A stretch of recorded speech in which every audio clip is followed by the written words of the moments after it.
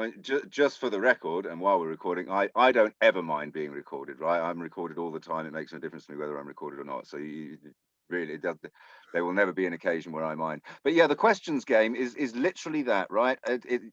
All you can do is ask questions. There are no statements. There's no answering of questions. All you can do is ask questions, and don't have to go around in circles. It's just whenever you've got something, put up your hand or just take a space if there's a space and ask a question, and questions generate more questions, and my experience of this game is that the game quite quickly circles around a particular something, right, and it becomes obvious what the emergent thing is.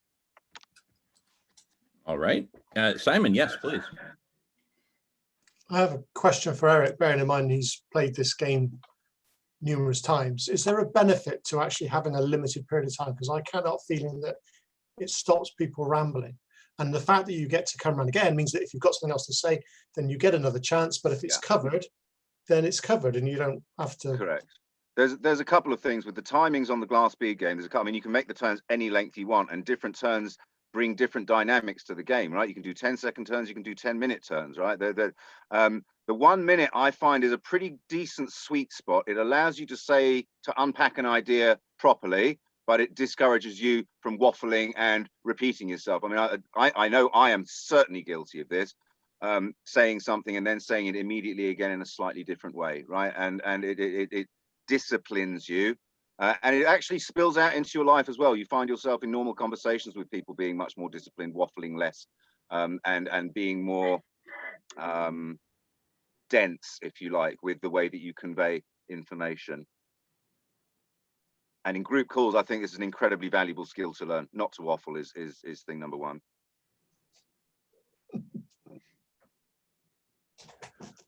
All right, let me just ask a question. Does anyone have any questions and or challenges to playing the question game as our first thing we do here today? So question game plus 1 minute limit. No limits, just questions. No, those are two separate games. This is just questions. Just ask a question and that's it. But no answers to questions, just questions for a period of time. I mean, it can be, you can put a time limit on it, or you can just stop when you feel it's run out of steam. Yeah, sounds good. All right, Jimena's coming into the room. Thanks, Marco. Let me just give Jimena a brief intro. Jimena, welcome back, sister. Assuming you can hear me okay, we're now playing the question game where we're just asking questions, and we are recording. And hey, Jimena, great to see you. So we're playing the question game where we just ask questions, period. That's all you do is ask questions. Questions lead to more questions, etc. So raise your hand if you'd like to ask a question, or just jump in. I mean, Why are we all here today? Why are we all here today?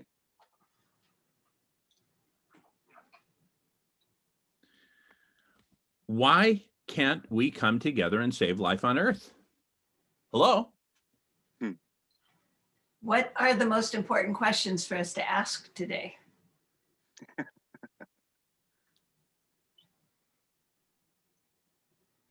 What would we be doing if we weren't here today? Simon, would you repeat that? What would we be doing if we weren't here today? What would it take to get humanity all one, all in, all involved, all aware, all educated, and all doing it? Even if all of humanity were all in, all involved, would they be all in, all involved in the same way, for the same reasons, wanting the same things?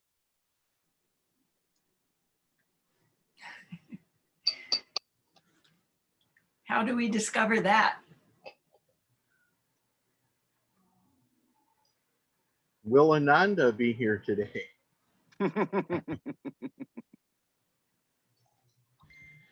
How do I answer that with a question? Why would she? Why would she not? And who can guess when she'll arrive?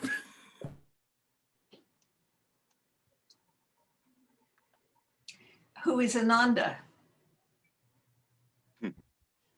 Sounds like Jeopardy or some TV show game. Um,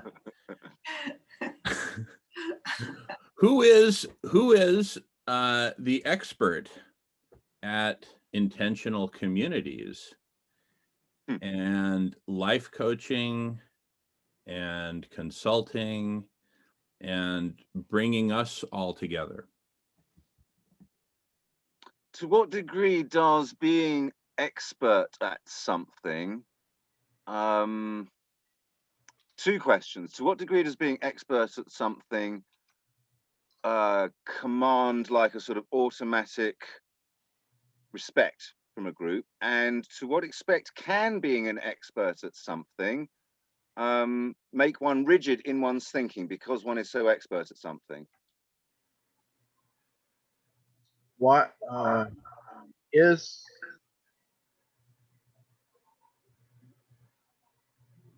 does everyone feel that this kind of shift towards the responsibility of one person to lead us rather than all of us leading or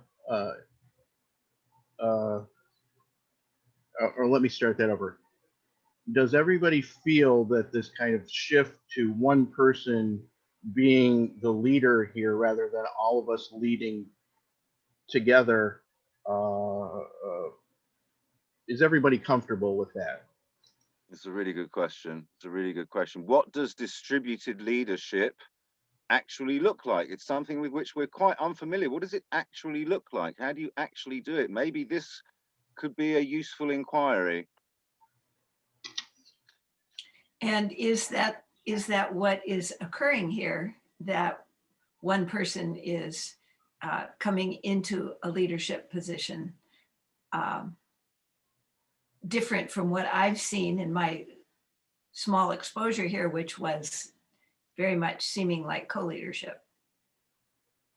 Is that what we all want, a distributed leadership? Is that what we all want? Or do we wish to select a particular person whom we trust to be a permanent leader? This is a question maybe worth asking. When it's small like this, it's kind of easy for a collective because we can just all stick our thumbs up and have a vote.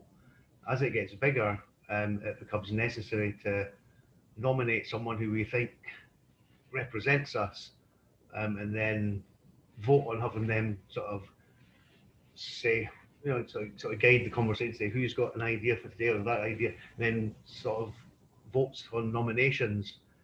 Not sort of saying we stick them in for 4-year terms and then that's them, you can't get rid of them, like the current system, but it might be for a week or. Is there a question coming, Alan? Alan's just joined, so we better bring Alan up to speed. Oh, fair enough. That is a question, because I'm making a statement in the form of a question. Oh, shoot. Sorry, I missed that. I was on a phone call. Is it possible to repeat that? I need to stop answering the calls.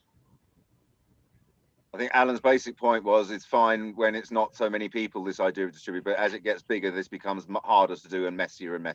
I think it's kind of the point he was making. Is that fair, Alan? Is that a fair summary? Yeah.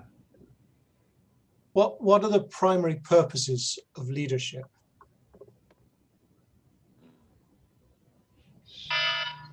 Someone who you pay to do your dirty work for you, and hopefully they do the job and don't just take the money and do something else like the governments we have now.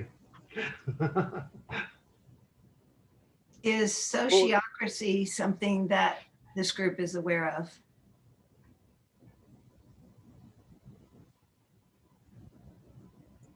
Is sociocracy a viable way of answering some of what we are questioning right now?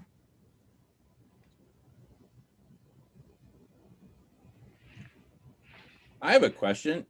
Is it okay to answer questions according to this game? I think I know the answer. The answer is no. We just ask more questions, right, Eric? But if you feel like we've reached a question which is really worth exploring, then the game stops there, right? It's done its job. It's come up with a question that we're all interested in exploring. That's the point of the game, right? Is to identify a question that we're all interested in exploring. Once we've done that, then game over, right?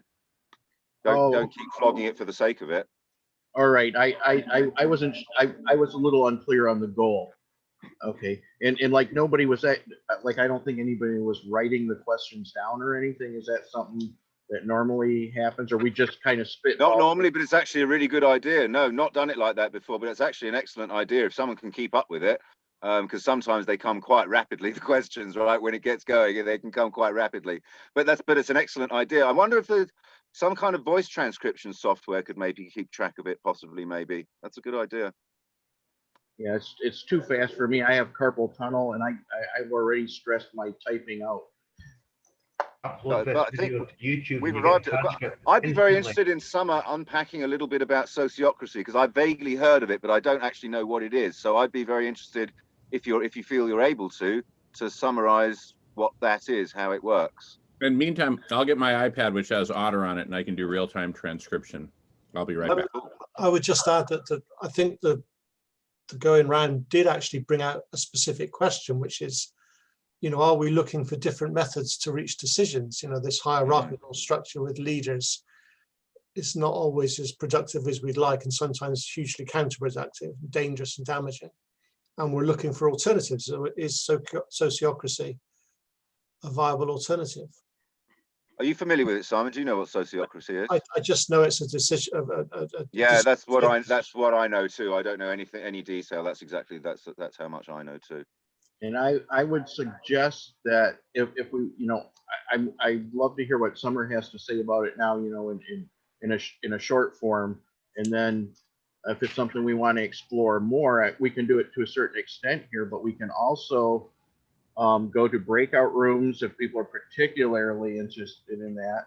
And we need to start making, I think, more use of the breakout rooms here, because we've got practically unlimited. And also, or we can schedule a specific time to talk about just that. We have 24 hours a day, 7 days a week available to us. And if someone wants to lead any discussion like that, please just, pick a time and we'll do it. That's open to everybody. I can say that right now I'm loving having, since there's this few of us, I'm loving having, in a way, this is like a large breakout group. Right. And this is awesome. A week from now, I will know a lot more to tell you about sociocracy, because next week I'm signed up for an in-depth course in it. My understanding of it is that it is a decentralized way of leading and of allowing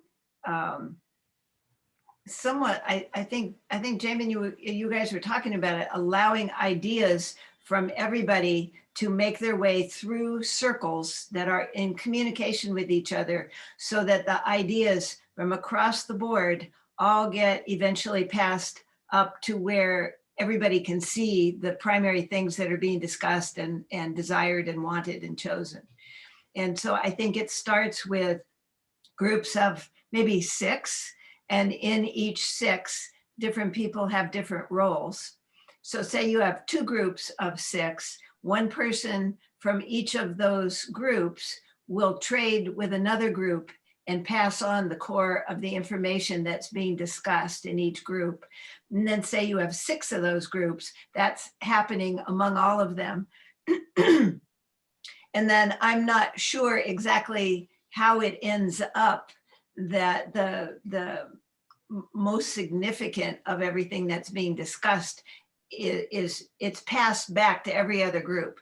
So instead of it being a top-down spreading of information, the information comes across the board from everybody and is shared equally with everybody, so everybody knows what's going on. And from there, the decision-making is better because everybody's informed.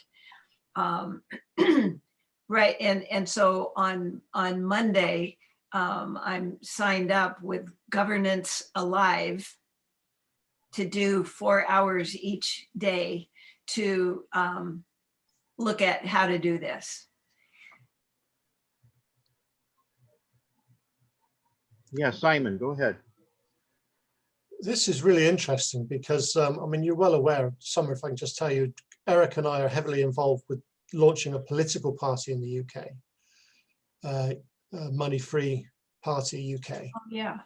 And I've had some involvement at local political level, parish council. It strikes me as something that we could incorporate as a policy to do away with political structures, professional politicians, to make decisions within communities, to make politicians obsolete. Yes, I think that's part of what it is, and saying if we really want a unity of humanity, all the governing that we've seen does not produce that. Yeah. And so we need a new governance if we're going to have a new society. Mm. I have a question. Can I show you guys something? I think you'll like this. This slots in really nicely here. I'm just going to share screen. Oh, can you let me share screen, please, whoever the host is? Yeah, I'll go ahead and reclaim hosting so I can make people co-host. All righty. You're good to go, Eric.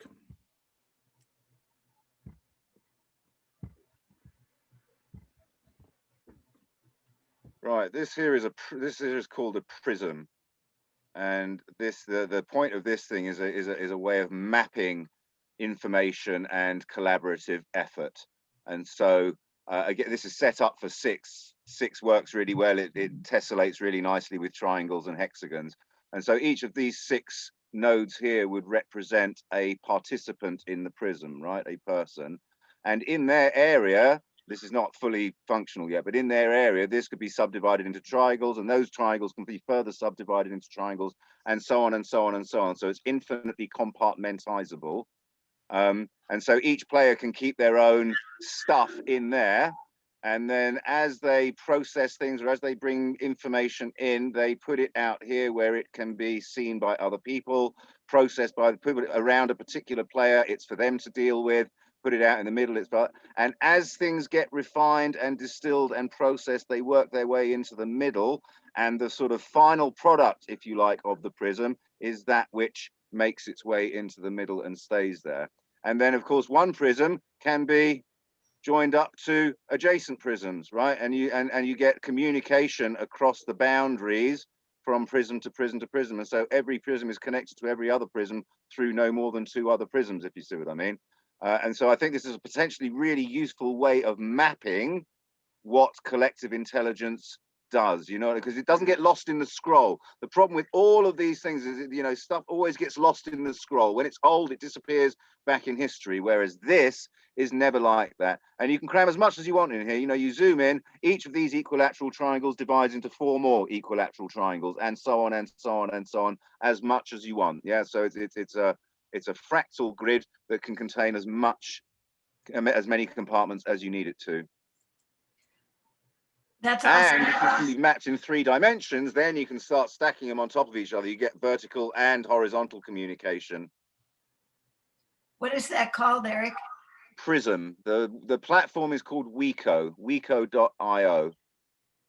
It's in its sort of alpha/beta stage at the moment. So it's functional. You can create an account and log in and do posts and I'll show you a couple of other things about it just while we're on here. So it looks a little bit like Facebook, right? You can post and whatever, just like in Facebook. But the way the spaces are laid out, there we go. So we have a mapping function of all of the spaces as well. So this is the all space. Everything is in all, and then all subdivides into other categories. So here we I don't know, whatever, mutual interests. And then that subdivides, and they subdivide, and so on and so on and so on. So you have this ever branching tree. And again, the idea longer term is to create a 3rd dimension to this so that you can get links forming like this as well, not just in this rigid hierarchical structure, but cross linkages forming also between things. So I mean, as I say, it's in its early days. It's functional enough to play around with a little bit. I'm actually having a meeting with the guy that's creating this. I'm having a meeting with him later on this evening. So if there's any particular questions or functionalities that you think would be cool or whatever, I can run them by him later on this evening. Eric, It's cool though, right? It's cool. Could you run it by him how it connects up with sociocracy. I don't know whether he is aware of sociocracy, but I will ask him and see if there's a connection between them. Okay. And I will ask the sociocracy folks if they're aware of prisms. Oh, I doubt it. I mean, we've just called it a prism. There's a small group of us that have been working on this, and yeah, we've called it a prism. It's not a pre-existing thing. We've named it that. So they won't. I mean, they'll have heard of prisms, right? But not in this context. But Yeah. Weco.io, and anyone who wishes to is welcome to go on there and create an account and post some stuff. It's absolutely fine to do that. Okay, it sounds great. Want to No. put it in the chat, Eric? Sorry, say again? Do you want to put the address in the chat for people? Sure. Yeah. Yeah. While you're doing that, Eric, I need to respond to something Jimena put in the chat, and which is about last meeting where you can only talk for 1 minute, etc. That, by the way, Jimena, that's not like a new rule that you can only talk for 1 minute or anything. That was a specific game we were playing in last meeting, just like today we started off playing the question game. So we're exploring and experimenting with playing different games, but that's not to say that, oh, from now on, it has to be this way. We're only playing this game. No one's saying that. Yeah, Jimena writes, thank God. Very good.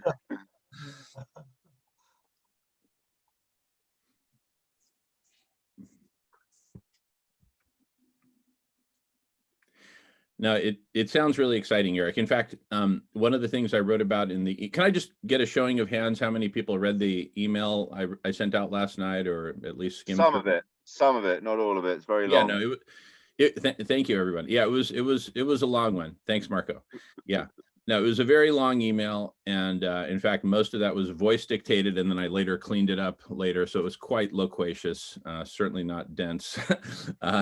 But anyway, one of the things that I wrote about in there was that there is this dialectic that I see is very, very powerful between synchronous communication, like what we're doing right here, and asynchronous, which, you know, is often text-based, right? Like what could be included in that platform Weco that you're showing, Eric, which I'm super excited about. And so it occurs to me that this is just this really powerful dialectic, because let's face it, it takes effort, it takes time, it takes commitment for all of us to show up to be here for several hours or whatever period of time and have these deep conversations. And then we take a breather from that, and then on our own time, asynchronously, we can continue the conversation or document things that were said in the conversation, structure things, et cetera, et cetera. So I see a really nice vegan milk and Oreo back and forth between synchronous and asynchronous. Just wanted to put that out there because I see this as a really powerful tool in the asynchronous realm, as well as the synchronous, perhaps. And no, you're absolutely right. Absolutely, that's very much the asynchronous realm. You're absolutely right. And also important to make that distinction. You're absolutely right. Good one.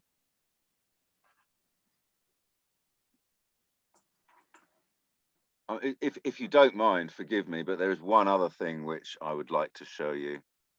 This is a slightly older project, but it's again exactly about governance structures and how to think about them.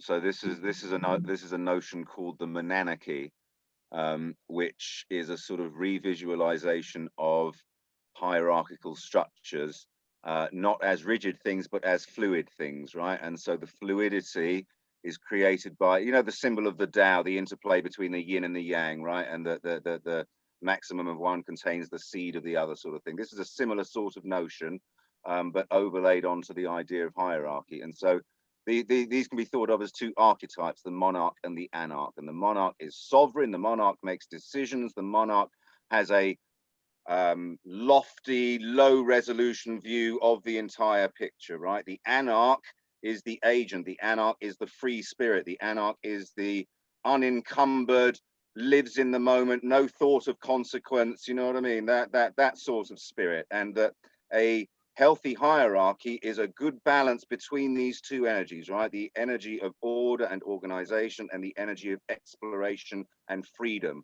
And that both of these need to be embodied at all levels of the hierarchy. This correct balance between these energies needs to be embodied at all levels of hierarchy for the hierarchy to thrive. For the monarchy as a whole, rather than calling them hierarchies, we call them monarchies. For the monarchy to thrive, monarch and anarch need to be in correct balance with each other. And just scrolling down, this is a fairly long document, but just scrolling down to this idea here of imbalance, right? So the anarch is the base, causes expansion at the base. The monarch is the vertex, causing expansion vertically, right? And if they are out of balance, what you end up with is distorted monarchies, right? And so this would be the shadow forms of the monarch and the anarch. The shadow form of the monarch being the tyrant, the shadow anarch being the frightened child. And so you have no base, right? There's no willingness to explore. Everything is wrong. Everything is taboo. Everything is forbidden, right? By the out of control sovereign. And so the monarchy collapses. The monarchy turns into a straight line and collapses. If it's the other way around, if there is not sufficient control from the monarch, if the monarch is the weakling, the anarch becomes manifest as the spoiled brat, right? Completely out of control, no structure, no direction, no security, no nothing. And so, so as I say, it's just a way of rethinking about how hierarchies work. And I think it's a really deep idea. As I say, it's a very long document. If you're interested in it, I can put a link to it in the chat. Please. But that's the essential idea of it. Wow. So Yeah, go ahead, Simon. Go ahead. you have a structure that avoids the spoiled brat without a monarch? Or is it essential? It's a good question. I mean, I've asked a similar question in this framework, right? Is it ever possible for 22 players to play a game of football without the need for there to be a referee on the field? Probably not. I mean, it's a really interesting question. I'm not sure I have an answer to it. I think it's a super interesting question. And so I think constraint by the monarch is always, I mean, some form of constraint. Freedom in any absolute sense is kind of a meaningless thing, right? Without constraint, there is no possibility of boundary, right? There is no possibility of structure. There is no possibility of form. You know, there has to be constraint. You know, like chessboard, right? You've got 64 squares on a chessboard. If that's all it is, 64 squares, well, what are you going to do? What are you going to do? Now you put pieces on it, but if the pieces don't move in a particular predictable way, and if there's not some goal to be achieved, you've got no game. You know, once you impose those constraints on the playground, then the play emerges, right? The complexity of play emerges by playing with the constraints. But the point, the point is voluntary entry into those constraints, right? You understand and agree to entering into that space and playing by those constraints. The consent is a crucial ingredient. It's a little bit like it sounds a little bit like driving, like the rules of the road. Yeah. Absolutely. I think the key is that the monarch has to be in service. Correct. That's exactly it. The monarch is in service to the anarch, not on top of, in service to. That's exactly right. You've hit the nail on the head. Because the king, do you know Robert Moore and Douglas Gillette's book, King, Warrior, Magician, Lover? It's a sort of Jungian archetype thing, but he uses King, Warrior, Magician, Lover as 4 archetypes instead of the 12 that Jung uses. He uses these 4 archetypes, and the monarch is very much based on the king archetype from their book. And the fully expressed king archetype bestows his blessing on the kingdom so that the kingdom as a whole may flourish, right? That's the idea. So the kingdom works in service of the monarch, and the monarch bestows his blessing back on his full blessing back on the kingdom, restoring it and giving fertility and happiness and thrivingness to bringing, you know, to the kingdom. So it's a benevolent order in service of subjects. Yeah, absolutely. It would seem to me, Damon, these issues are really integral to ICIC. Absolutely. This feels to me like the first decentralized board meeting of ICIC, the first decentralized town hall. And because there's no I mean, it just feels like we're striking the balance right here. That's all I'm going to say at this moment. Why can't I share a file from my hard drive? It doesn't give me the option. Dropbox, Microsoft OneDrive, Google Drive, but not from my own hard drive. Why can't I do that? So wait a second. So are you trying to screen share a file? No. And just in the chat window, there's an option to share files here, but it Oh, won't is let me there? do it from hard drive. Huh, interesting. File. Dropbox. Google Drive might be your best bet because it's very easy to plop stuff into Google Drive. I wonder why that is. I wonder if there's some kind of antivirus thing where they only permit these platforms because they have virus control. Well, no, I've done it on Zoom before. I've done it from my hard drive on Zoom before. That's why I'm super puzzled that it's not here now, because I've done it before. They might have recently imposed that constraint because of some bad. Yeah, or it might be inadvertently. You might have put a setting on in the when you set the room up, maybe. Oh, possibly. all right. Well, let me see if I can fix that if that's the case. Yeah, there's like so many settings Yeah. Zoom that, you know, they just go on forever. It's hard to, because I've been in other Zooms where I say, oh, I wish ours was, you know, that must be a new setting I don't know, but really there's just so many, you know, you have to spend a lot of time working with them to figure out how they all work. Summer, can I ask you to do us a favor? When you go on this course, if you get a chance, can you ask about the specifically sociocracy within the context of the political environment? Of what environment? The party political environment. I'm sorry, I'm having a little bit hard time hearing. My sound isn't totally great. So say it one more time. The what environment? How sociocracy could be applied to party politics. To party politics. Yeah. Yeah, absolutely. Yes, I will. Yeah, Can you imagine when using sorry, go on, Marco. I'm sorry. As I understand sociocracy so far, it's basically is a type of governance. Mm-hmm. Yeah, governance, but not government. That's the crucial difference. Governance is participatory, right? Government is broadcast. Decentralized governance, I think, is how they say it. Are you familiar with nonviolent communication as a decision-making protocol, Summer? Have you come across that? Yes, I think that's also excellent. Yeah, I mean that's the one I'm most familiar with. I'm a big fan of. That's the one I know the most about. And I know there's many of them. These kinds of decision-making and conflict, but I think that NVC does decision-making and conflict resolution all in one package, right? And that's what I think. That's where I think its power lies. Mm-hmm. Really simple principles. There's another really good one. I'll think of the name of it in a second. That's excellent for having people from very widely disparate positions and feelings and stakes to be able to come together and effectively share from their perspective, and each putting information into a shared pool. So if everybody puts the information in, then everybody knows what's going on, and then the results that come out of it can actually be effective. I can't believe I'm clutching on the name, but I'll tell you in a second.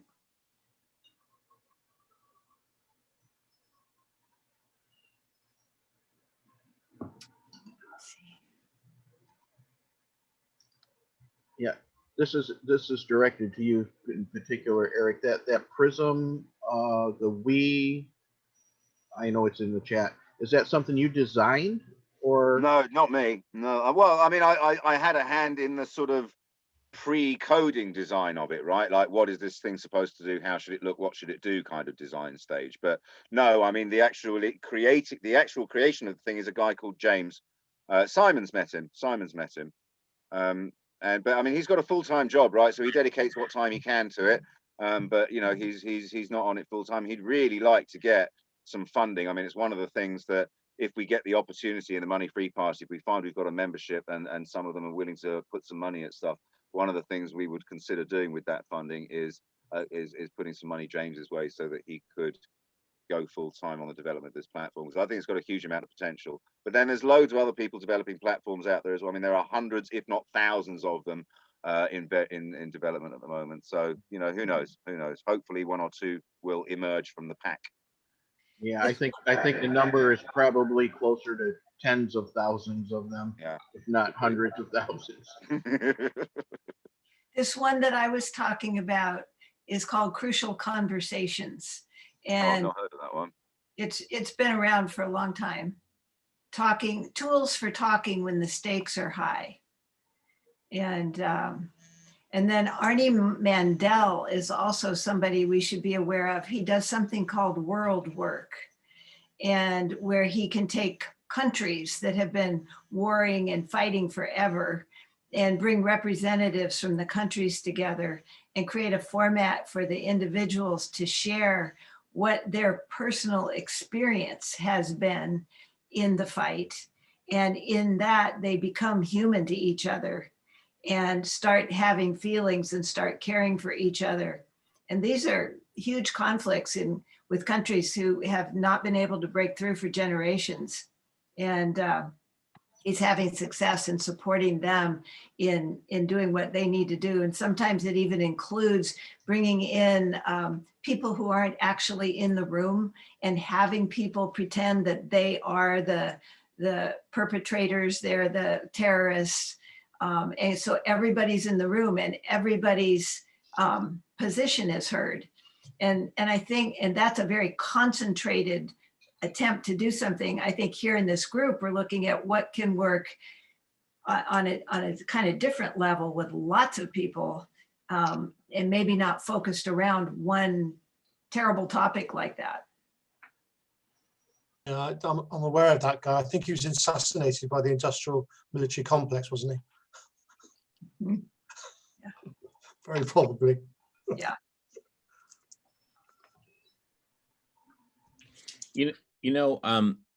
I absolutely love this conversation, and I just wanted to interject one point from what I wrote up yesterday, which is this idea of a togetherness synthesis. So here in this space, we're having these ideas about how to come together and how to, apply these different practices and methods and games and forms of play and structure and et cetera, et cetera, et cetera, all with a view to ultimately coming up with something good, right? And the ultimate good, as far as I can see, is saving, healing, and transforming life on Earth, getting us out of this death spiral that we're in and saving life, healing life, transforming life, so that A, we never go back into a death spiral again, and B, rather than focusing on the negative, we get to someplace that's just so beautiful and regenerative and healing and sustaining and ongoing.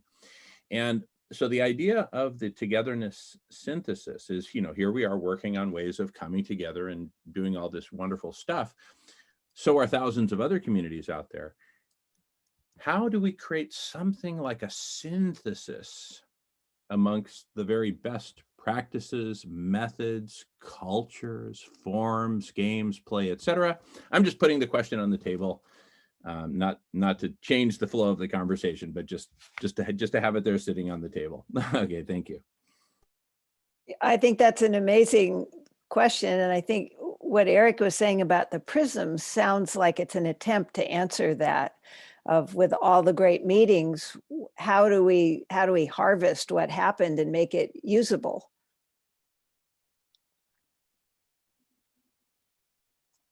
Totally. And in fact, I know a couple of people in Europe who have the organization Kiko Lab, that's a lot of their focus. So I'm going to send them a quick email right now and just invite them to pop in if they're available. Just FYI, because they work on this question very intensively. How do we harvest, right? And how do we do this? And anyway, I think they would benefit tremendously from what you've put on the table, Eric. And that's so exciting. Is it James is the guy who's in charge of this? Yeah. Week? Beautiful, beautiful. Well, it goes without saying, but I would love to have James here as well. Well, it's not impossible that I can get. There's three of us meeting. It's not impossible that I can get them to pop over later on. So we'll see. I'll ask them if they fancy coming over and meeting you. Beautiful, beautiful. And just as a footnote, that's part of why I'm really into these long form conversations.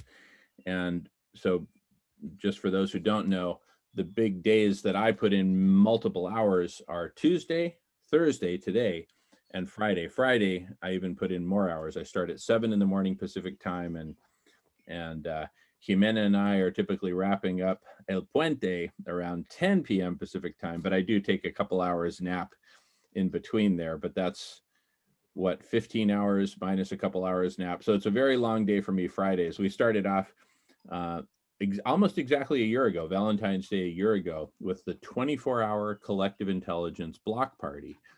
And literally for 24 hours, seriously. So for the first 18 block parties, we do it every Friday, Saturday. For the first 18, I was there 24 hours, you know, minus bathroom breaks.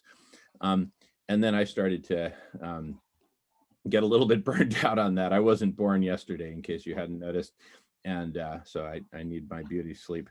But, you know, other people would take over. And thanks to Marco and Christopher and Jimena, who are all on this call, we've actually kept the conversation going 24/7 for several months on end last year.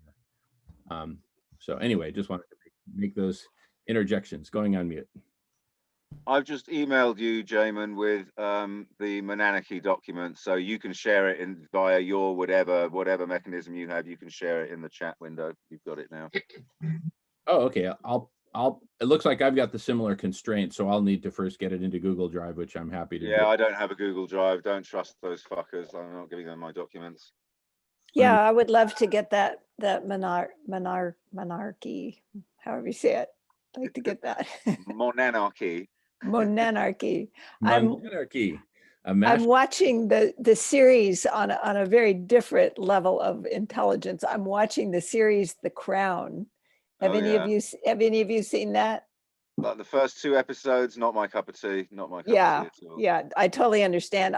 I quit then also, and then friends encouraged me to go back. And it is an interesting look at a monarchy and what so much does not work about it, including for the monarchs themselves. It's a very sick system for them to have to live in. And it requires completely renouncing their own personal sense of things and feelings and voice in order to take on this role of the monarch, where the biggest injunction is do nothing, say nothing, feel nothing. That's how they get through. They do get to own half the country, though. It's true too. But if you're miserable, it doesn't do that much good. No, agreed.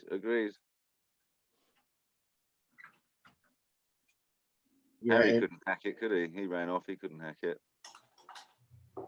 Yeah, in summer, you're new. If you put your email in the chat, Jamin will add it to his email list, and you'll get emails for, you know, everything that happens here at the conversation.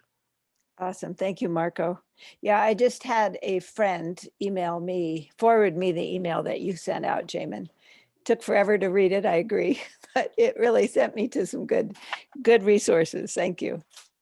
Thank you, Summer. Yeah, really appreciate that. Yeah, feel free to add yourself to the email list. And by the way, anyone who adds themselves can remove themselves at any time. I typically send out about three emails per week. And I think that was what I sent out yesterday was probably the longest email I've sent in probably a few years. Yeah. So anyway, they're not all that long. Oh, and to clarify, Jamin, when I raised my hand earlier, I didn't mean to say I didn't get all the way through that email. I just got to the beginning. I had too much stuff to do yesterday, and I finally caught up on some quality sleep yesterday. No, good for you. And by the way, there's never any expectation that any of you will read all of my emails or even parts of them. It's just, I was just curious to know. Simon has his hand up. Go ahead, Simon. Yeah, I'd like to ask a specific, if I can. I admire your 24-hour stints, but I've got another hour, so there is something that is on my mind. Your idea of feeding people for free, which is inspirational. I kind of went away and I thought about, although it's great, it strikes me as very passive in terms of the involvement of the people that are involved, the recipients. So I was thinking within a local level, could I take that idea whereby in order to be involved, people have to contribute? And what I mean by that, some sort of app or text system whereby everybody is encouraged to grow something. And if they're in a 3rd story block, they can grow something on their windowsill and contribute it. So everybody can contribute something. And that entitles them then to have these free meals. I like that. Even if it's only some parsley on your windowsill, whatever. I like that. Yeah, I'd like to address that quickly. The as I understand it, and then everybody's free, obviously, to put their point in. Climate healers, food healers, distributing the food is, food should be a basic right, whether you're able to contribute or not. Those that are more able to contribute can, will, and are welcome to. But we will never let somebody go hungry because of their inability to contribute. There will, and on the local level, yes, we need to get these local, we need to get it started and functioning, and have that template where the food is prepared properly, safely, and it's something that has moved, across the world from city to city, locality to locality, and definitely what you said is awesome. Maybe even, like the basic stew that we deliver maybe what it'll evolve into is, we deliver the basic stew, and then these fresh ingredients that people will grow on their windowsills or whatever they have will be, they can share, locally, like with neighbors. It's like if somebody's sprouting, let's say you have an apartment building, somebody's up on the 3rd floor sprouting, fresh greens that they can share within the apartment to add to the stew. That would be awesome. I really glad you brought that point up, and I'm complete. I misspoke. I would never make it a condition in order to be able to receive, but they would be encouraged. And in fact, perhaps if they received first, the relationship could then build so we could actually help them, provide them with the seeds, maybe with the planters, something that just does sit on a window ledge. We could set up Zoom calls to teach people about permaculture within the community, built into the prism, then relates to other adjoining localities. Yeah. People who really love it could turn their whole garden over to growing food as opposed to these lawns everywhere. Yeah, let me add in also, I would love for you to be here for at least one of the food healers tomorrow, 7 to 9 a.m. or 7 to 9 p.m. and bring this point exactly, be part of getting this started and doing it. The input for that would be very welcome tomorrow. Okay. And I'm complete. All righty. Yeah. Alan has his hand up. It's and cold out there. Don't you need a coat and a hat? Addressing Simon's question on donation thing, maybe probably answered if we ask a different question. Where does the free food come from in the first place? Because you don't just go to the free food shop and buy it there, because there's not one. So, I mean, as far as I understand, you're going to first of all need land that you can grow food on, and then volunteers to grow it. You have to be able to produce it free somehow. So, answering that question, obviously you've got somebody somewhere is donating at least time to grow it and produce the free food, but I don't know. I've never really been here when we discussed where it's coming from. And I know there's not a free food shop, so. All righty. I'm happy to address. I first want to welcome Claire and Ed, who just joined. Welcome both. Great to see you all. And we're in the middle of a really cool conversation. We are recording, and we can pause recording anytime. Just do this or put it into the chat, a request to pause. I'd love to just give some of my thoughts on the food healers. The basic idea is that food should be a basic human right. regardless of whether you have money, regardless of whether you work, regardless of whether you want to work or not. And it just so happens that we've reached levels of efficiency of producing, of growing massive quantities of food, that food is essentially free. I mean, I'm talking the basics, right? I'm not talking caviar. In fact, I'm not talking anything non-vegan. I'm talking 100% plant-based. The basics would be, you know, beans and rice, right? And we can feed everyone beans and rice incredibly efficiently, all around the world. You know, but obviously from that basic starting point, I'll show a couple images in a second.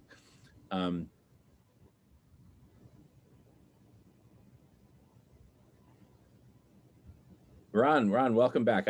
I saw the Ed Yarish. I'm like, wait a second, that's not how I remember Ed Yarish looking like. So welcome back, Ron.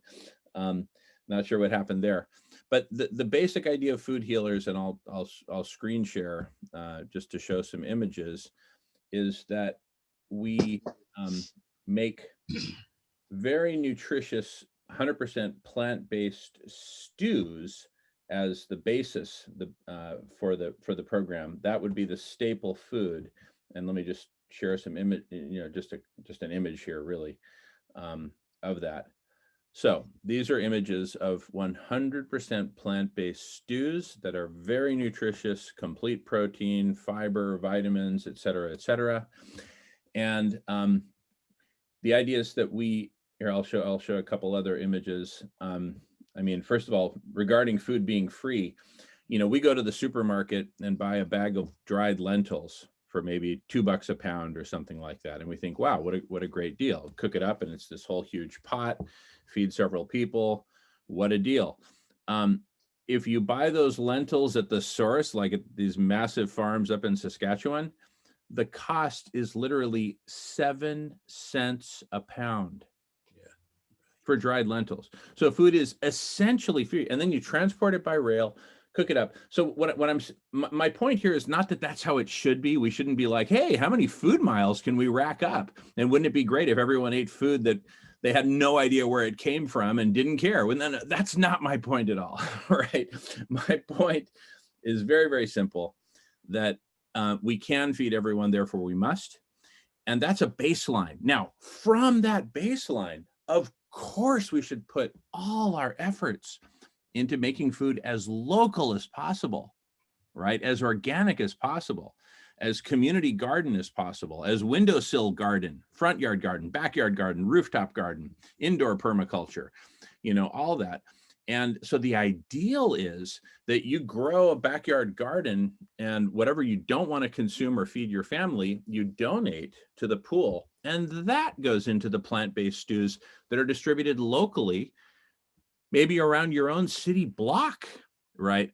So we try to get as local as we can, but we certainly do not wait until we've hit some magical ideal about local and permaculture and veganic and this and that before we feed everyone. The first objective is feed everyone. So yes, send the trains to Saskatchewan, load them up, and send shiploads of grain to, you know, Somalia, Eritrea, et cetera.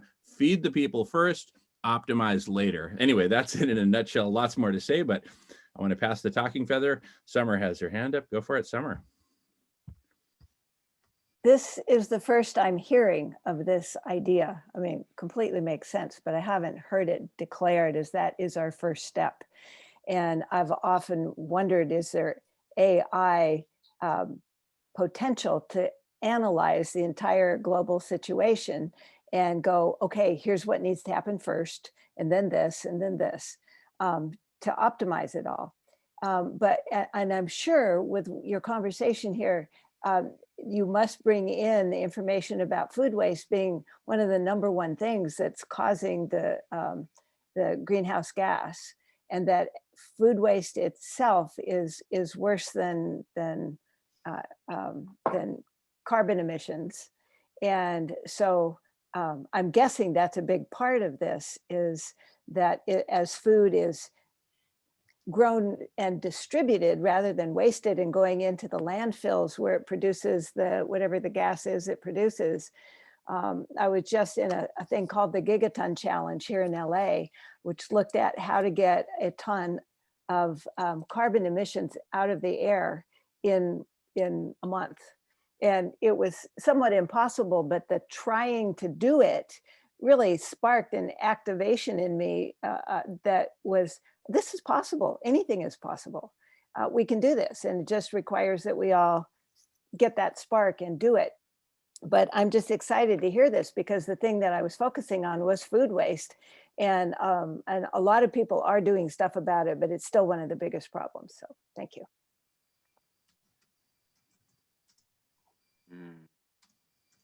I've got two, I guess you call them issues, problems, whatever, with this notion. The first one is that, I mean, as Summer has alluded to with food waste, right? I mean, it's something like 40% of food in the first world is thrown away, right? More than enough to feed all the people who don't have enough food. So, you know, the production of food is not the issue. Distribution of food is the issue. And the reason that all of this food is destroyed and not simply shipped off to poor countries, this is not that they couldn't do it, right? This is not that, oh, it wouldn't, you know, it would spoil too quickly. This is not, I mean, that's a part of it. But the main reason is that if they were to give all that food away for free, it would lower the market value of the food that they sell, right? And so if you start loading up trains in Saskatchewan to bring them off to big boilers to provide free food to people, you are going to encounter massive institutional resistance to this, right? You're going to be a pedophile, you're going to be a murderer, you know what I mean? Whatever, you're going to encounter massive institutional resistance. So be prepared for that. That's the first thing. My other issue with it is on a more, is Jamin still here? Has he gone? No, he's still No, here. Jamin's Oh, you here. are still there. Sorry, the screen's moved around. The screen's moved around. Sorry, I lost you for a second. Yeah, my other thing is more of a ideological thing, that it feels like solving a problem with control and centralization, right? And that always leads to trouble. And that, you know, with the very best of intentions, these kinds of giant centralized planned controlled actions always have unforeseen unpleasant consequences, and so I'm mindful of that also. So let me address that straight away. And I know Marco also has his hand raised. If I could ask everyone to mute your microphones, we're getting some echo. Thank you. And so first of all, in terms of massive centralization and all that, I've actually never said this thing should be massively centralized. I've simply described what should happen, and I've described the massive economies of loading up massive trains in Saskatchewan with lentils. But please do not misunderstand that simple fact that you can get lentils for 7 cents a pound at the source with, oh, therefore this should be massively centralized. No, the ideal is that, yes, we load up the trains in Saskatchewan, but each individual neighborhood places an order for exactly how many hundreds of pounds of lentils they want from that shipment. So yes, send the train to Los Angeles, and from there have a very efficient distribution system so that burlap sacks, or ideally reusable bins, reusable barrels of those same dried lentils, get distributed to hundreds of neighborhoods throughout Los Angeles, wherein community kitchens in those neighborhoods prepare and distribute the food locally. That's the ideal. But nor am I attached to that either. My number one attachment, and yes, I'm very attached to this, is that we feed everyone. And guess what? If in some places we need to start with centralization, well, damn it, bring on the centralization, but no more starving, emaciated, brain damaged 3-year-old girls, damn it. That's number one, right? You know, start with what, so start however we need to start. Now, in terms of massive resistance, do you see the image of the community cafe there on the screen? Welcome, Michael Gaio. We're recording. We're in the middle of a super intense conversation. I hope you saw your name referenced in the email I sent out last night as the blockchain guy. But anyway, Eric and everyone, do you see the image of the community cafe there on the screen? The still image. Okay. So that's a project we started in 2015 to feed entire communities for free, right? Now, it's a more complicated story because I've also been heavily involved in eliminating prohibition of drugs. But not only did the criminal drug cartels and organized crime generally go after me and make death threats and threats of extreme physical violence, including threats of crushing my skull, and actually get physically violent with me on occasions related to ending prohibition. But when I finally walked away from all that and said, all right, I'm not going to play this game anymore because I don't want to die and I don't want my family to be murdered. And I went to focus on feeding people. Organized crime followed me to the community cafes, and I got death threats associated with feeding people for free. Death threats, and was actually shut down in certain communities. So this is something that I'm not unfamiliar with. Not only is it coming, it has come. And that's all the more reason we need to make this decentralized so that the success of this does not depend upon a Jamin Shively getting murdered or not. It's something that we all take on. With that, I'll pass the talking feather. Marco has his hand up. Go for it, Marco, and welcome everyone. Great to see everyone here. Go ahead, Marco.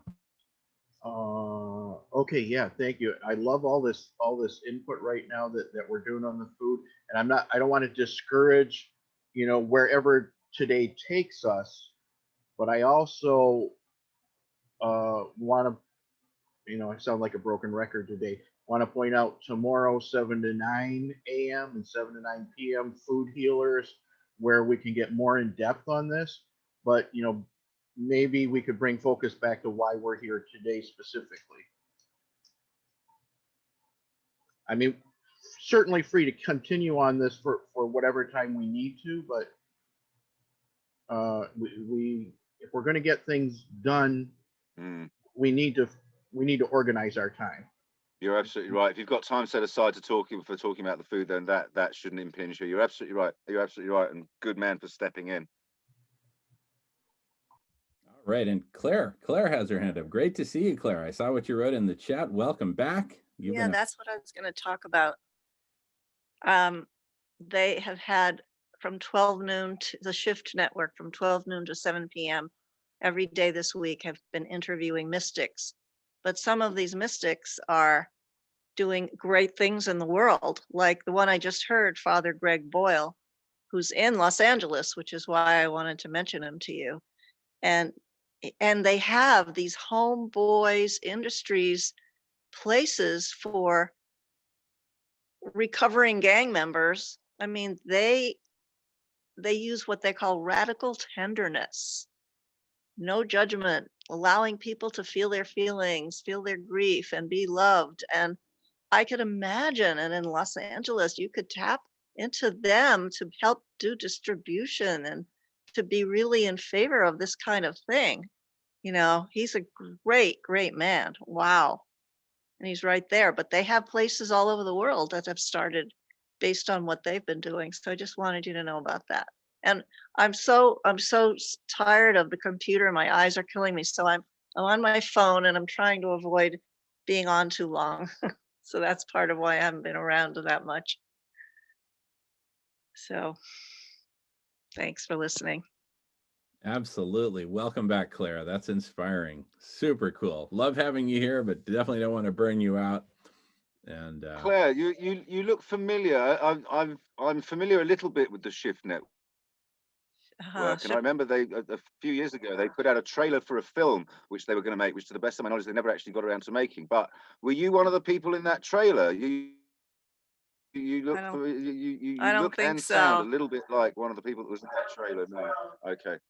No, but you can still access this Shift Network Mystics thing for 48 hours for free, or you can upgrade and buy it for $123 and you get everybody and more to listen to. And some of them are amazing. If you've heard of Richard Rohr and people talking about Thomas Merton, imams, Sufis, Hindus, people from all over, but they're just brilliant, doing wonderful work in the world.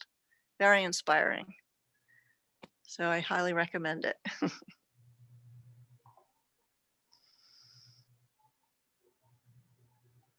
I hate to be Mr. Negative, and can I just be clear? I am in no way, in any way, against your ideal of everyone should be fed. That should be thing number one, right? With no point going any further until you've done that. I'm on board with all of that, right? But I also feel that this is creating a certain, or has the potential, should I say, to create a dependency, right, rather than an empowerment. That it creates a dependency.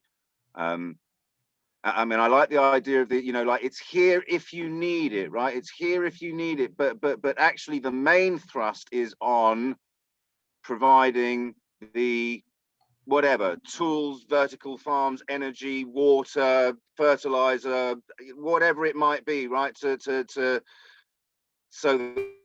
that this can be so that you're resilient, right? Whatever happens in the outside world, you're okay. That kind of thing. If the train from Saskatchewan gets blown up, well, it's not the end of the world for 1 billion people who are completely relying on this supply line for food.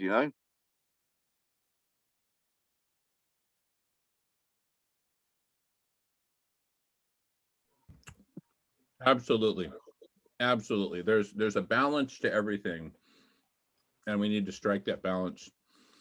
And speaking of constraints, and Marco has his hand up, but I'll just address this super briefly. Speaking of constraints like the chessboard or any of the other benevolent constraints we've been talking about today, one constraint I would simply impose is everyone gets to eat 3 nutritious meals a day, complete full spectrum nutrition for every human being on the planet, period. End of story. That's a constraint. Within that constraint, let's work and work every day to optimize, to make it as local as possible, to make it as regenerative as possible, et cetera, et cetera, et cetera. But right out of the gate, we're talking plant-based foods. And I believe this will help inspire the world to go plant-based, because for many people, they'll be eating these stews that everyone's talking about. By the way, these are going to be gourmet. We're not talking about doing this halfway. Just by going plant-based, we eliminate perhaps 80% of both climate change drivers as well as destruction of the biosphere. The Amazon is almost toast, thanks 90% to animal agriculture. Yes, some people go in there to get mahogany and all that, but they get the mahogany and then they slash, burn, and torch for animal agriculture. Mahogany is, a cherry on the cake. The cake is animal agriculture. Marco had his hand up, and then Summer.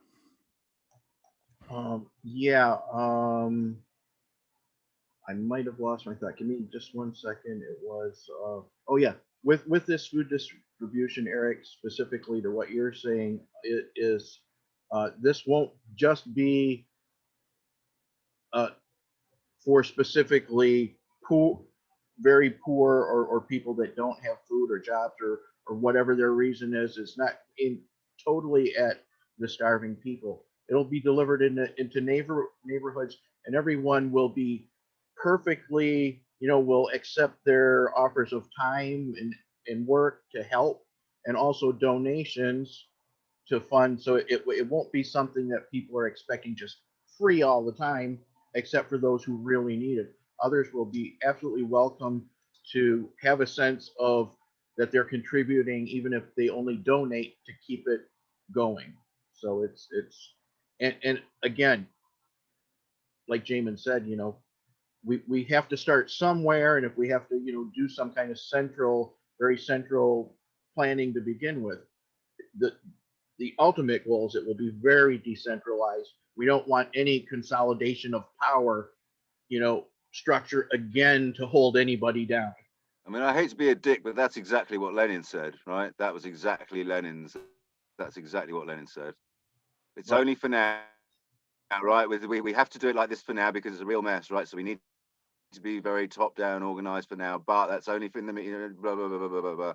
And look what happened, Now we're not This is looking I for, have a deep aversion to the agglomeration of anything in one place, right? Listen, it's a personality trait in me. I'm like in the 98th percentile of openness, right? And so the massive agglomeration of anything in one place is detestful to me, and more to me than to most, and I get that. It's just so that's just my lens. Yeah, no, you're totally right. I'm there with you. I've had it up to here with what centralized governments have done for us, which is, in my opinion, not been a good thing for a very long time. Uh, so yeah, I agree to that point. But we need to get it started and show it can be done. And we're not affiliating with governments. We're not counting on government to do it. The people here, this is who's going to do it. So hopefully that will alleviate, that. But we have to be guarded against that. Exactly, Eric. I'm 100% behind you there, and I'm complete. I mean, these two things are not mutually exclusive, right? But I'm much more inclined for the starting point to be one small village, right, and get them food independent, and then another small village, and then you start linking these things together to create a larger system of interdependency, right? And that rather than starting on the everyone in the world who needs it, and then encouraging localization from that point. Me personally feel more inclined to this starting at the very, very small and organic growth from that. Well, the problem right now, but both can be done simultaneously, right? So they're not mutually exclusive. You can start at both ends at the same time. Yeah, our problem right now is we have a time crunch. If we don't do this now, and in a big way, like we need one place to start it, to show a model, show it can be done, and then feel free for the rest of the world. Take advantage, take any help we can give to do it in your locality in any way you want to do it, but just prove it can be done and can be done cheaply. It's affordable. It's not undoable. And then, go on from there.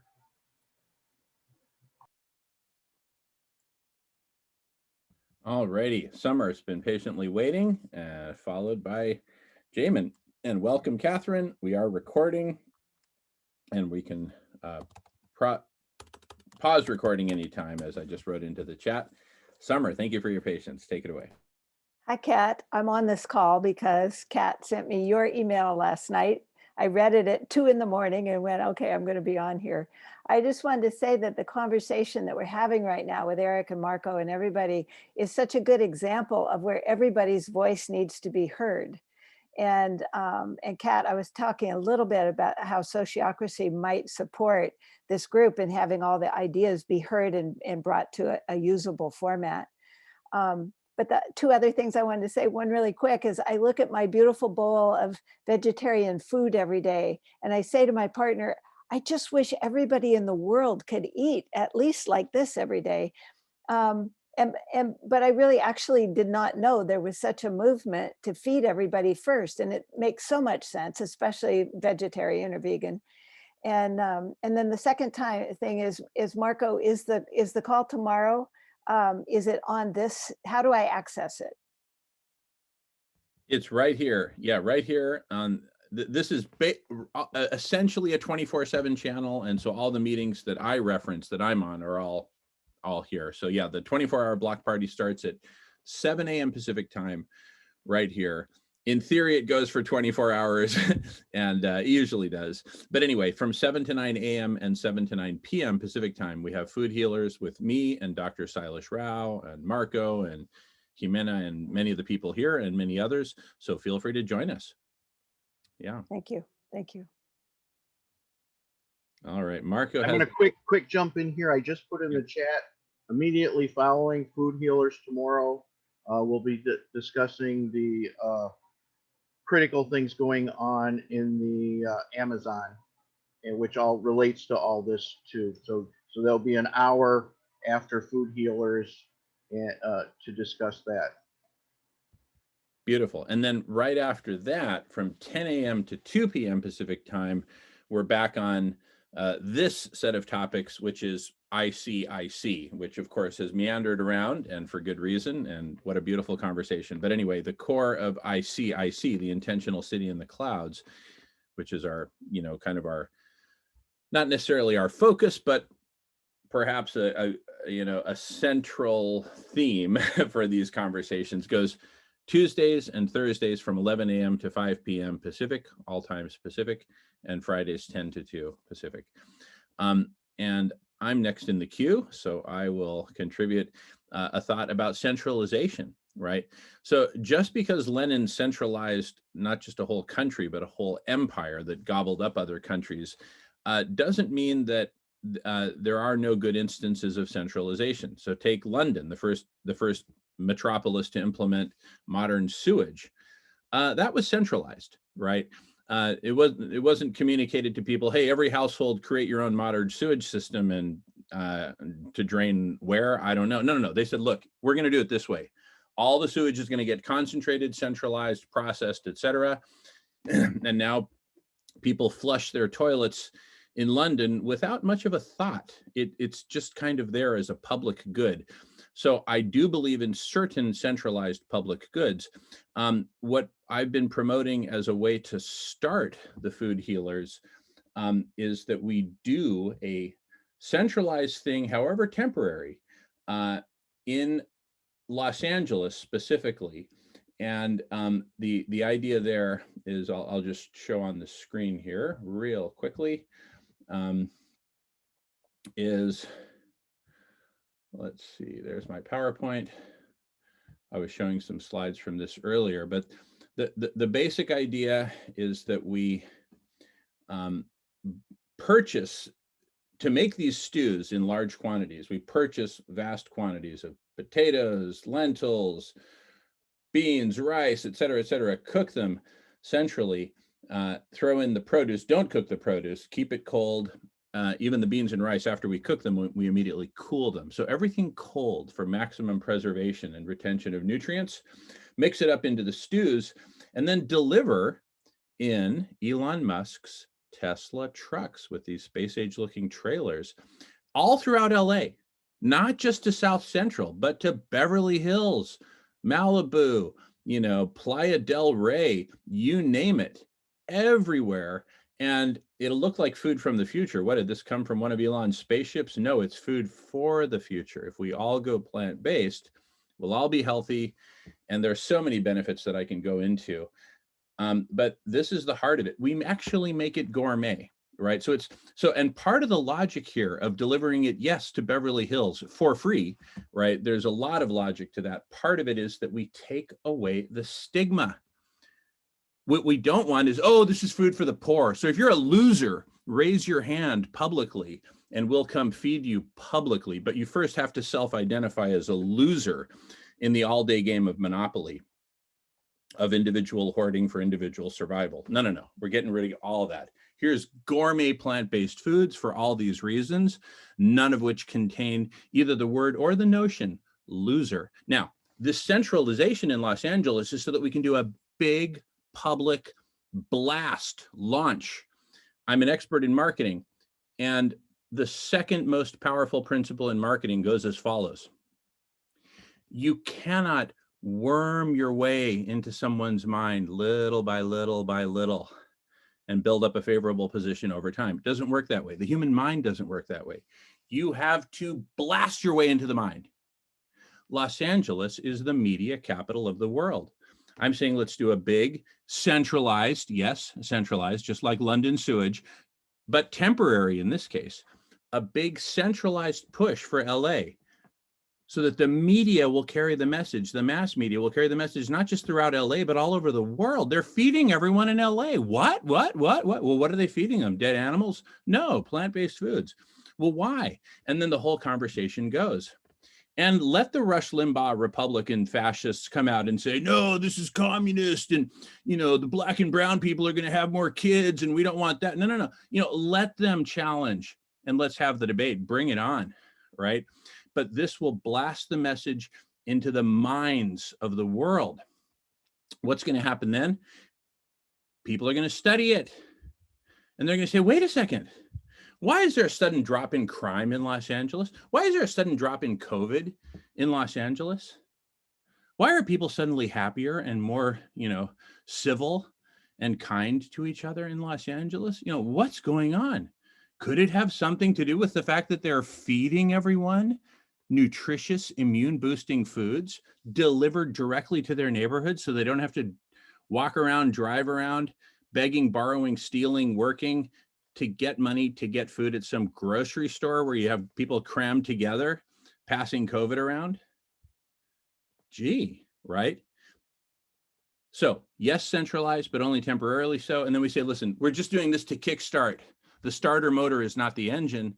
It's just the starter motor. Now, communities, learn from this, download your free kit and, sign up to one of the food provisioning services so that you can get your piece of the Saskatchewan lentils at 7 cents a pound delivered to your local community, whether it's a Hare Krishna temple that wants to do the cooking and deliver to its neighborhood or whatever, right?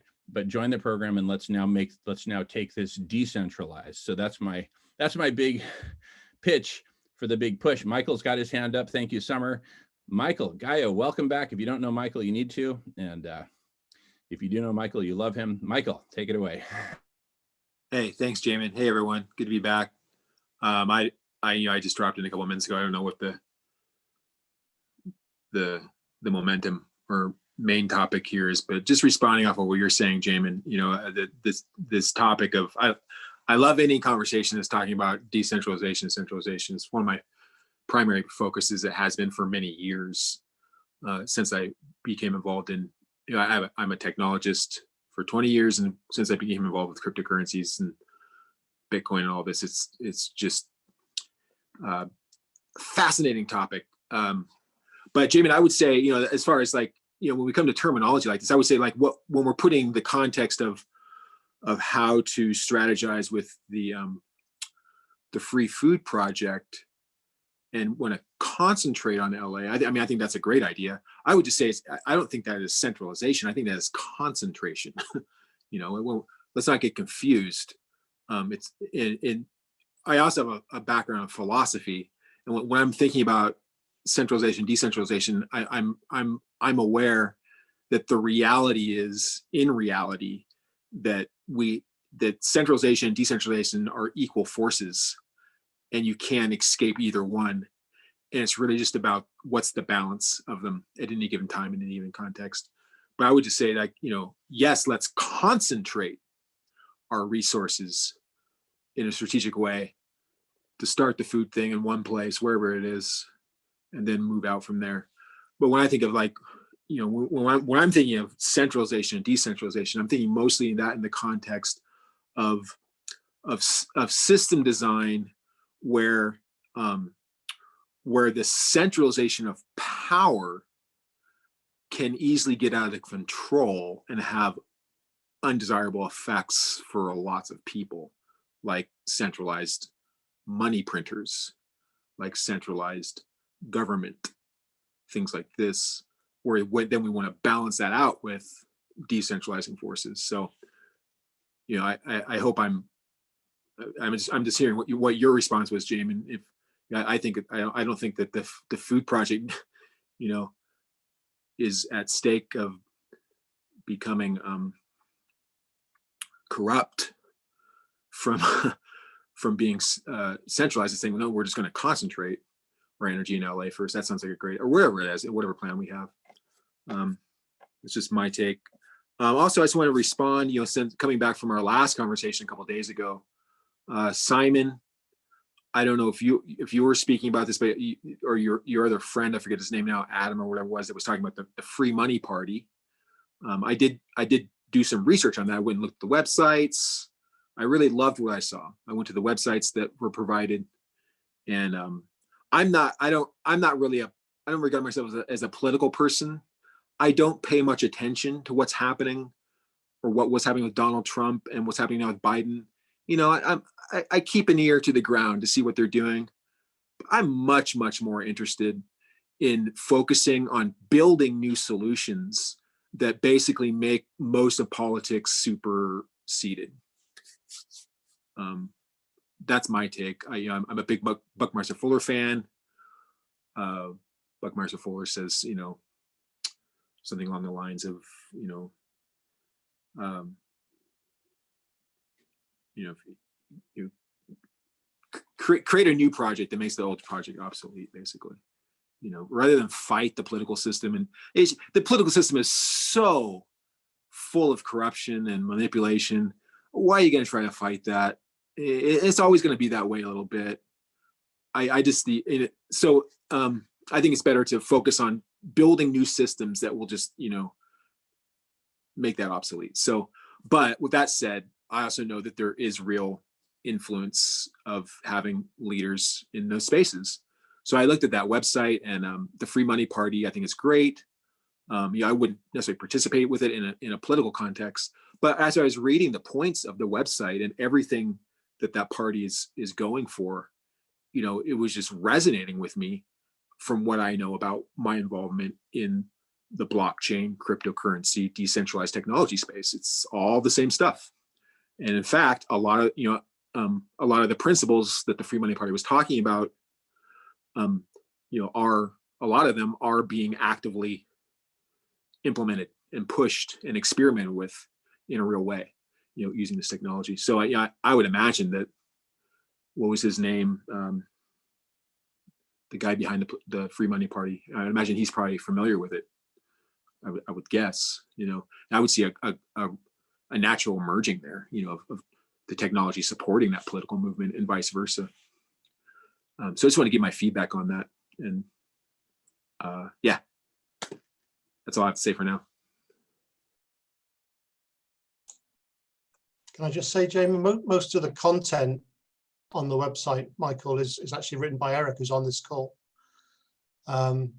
And I would say that, we looked at it and we thought that, or my feelings anyway, is that why forego the political space?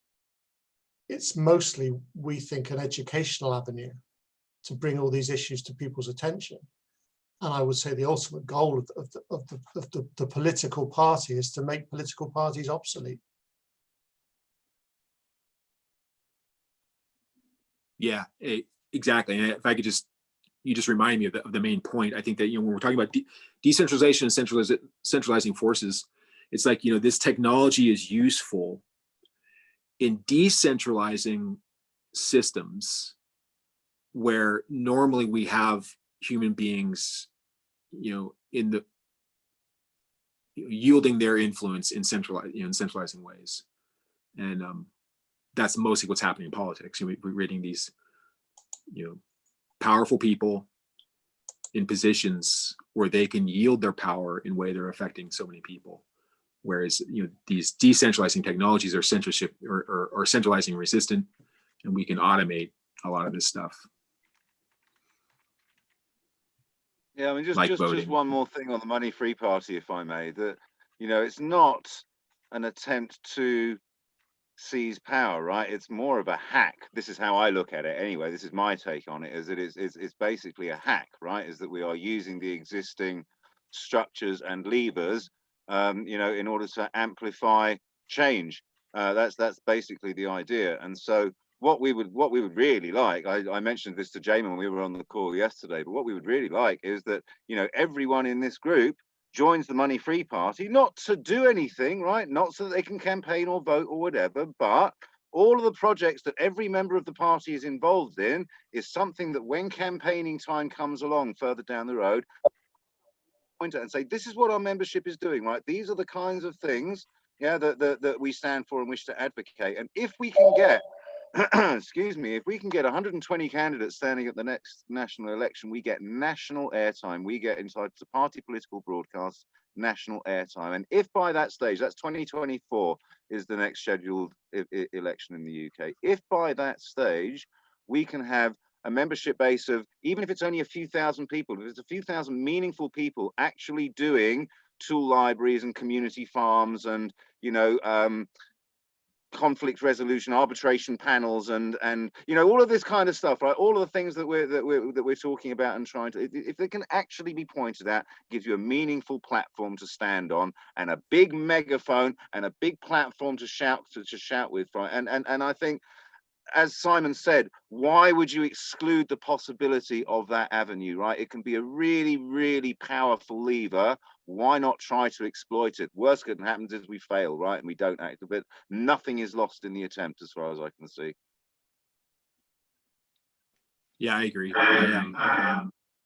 do Just one last. you guys, do you know who Brock Pierce is? He was running for president this last election. You know, he was an independent. Steve Saylor I ran for voted the for Money him. Free Party in the last election. There is a Money Free Party. Yeah, in the US he as should well, have. I Steve. mean, well, I No, don't know what he did. named He his did, party. just not very noisily. Yeah, I mean, he would definitely be aligning with all those values. I wasn't paying attention that much. I just like, well, I'm just gonna, and I knew he wasn't gonna win, but I voted for him anyways. Just Well, to, you know, I just add that we've already had somebody reach out to us from Norway, I understand. So, you know, if we can build an international alliance of money-free parties, a global alliance, that would even be more powerful. Well, I think the point you guys are making that is so valuable is that it's airtime and it's being seen and heard.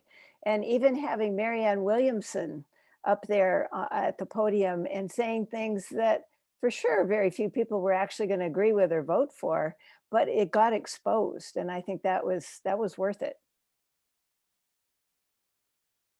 And there are loads and loads and loads and loads of people in the UK crying out for something that they can vote for, that they actually believe in. You know what I mean? Because they are so disaffected. You know, the majority of people that cast it, I mean, it's something like 35%, 40% of the population don't vote at all, right? And of the ones that do, at least half of them, I'm sure it's way more than that, but at least half of them are not voting because they want to vote for that party. It's just they hate the other one more. You know what I mean? And so, you know, there's a vast market of potential voters to be captured by something that actually inspires them. You know what I mean? You know what? This I can get on board with. This sounds fucking good to me. You know, there's 30 million people in the UK potentially could vote for this shit. You know.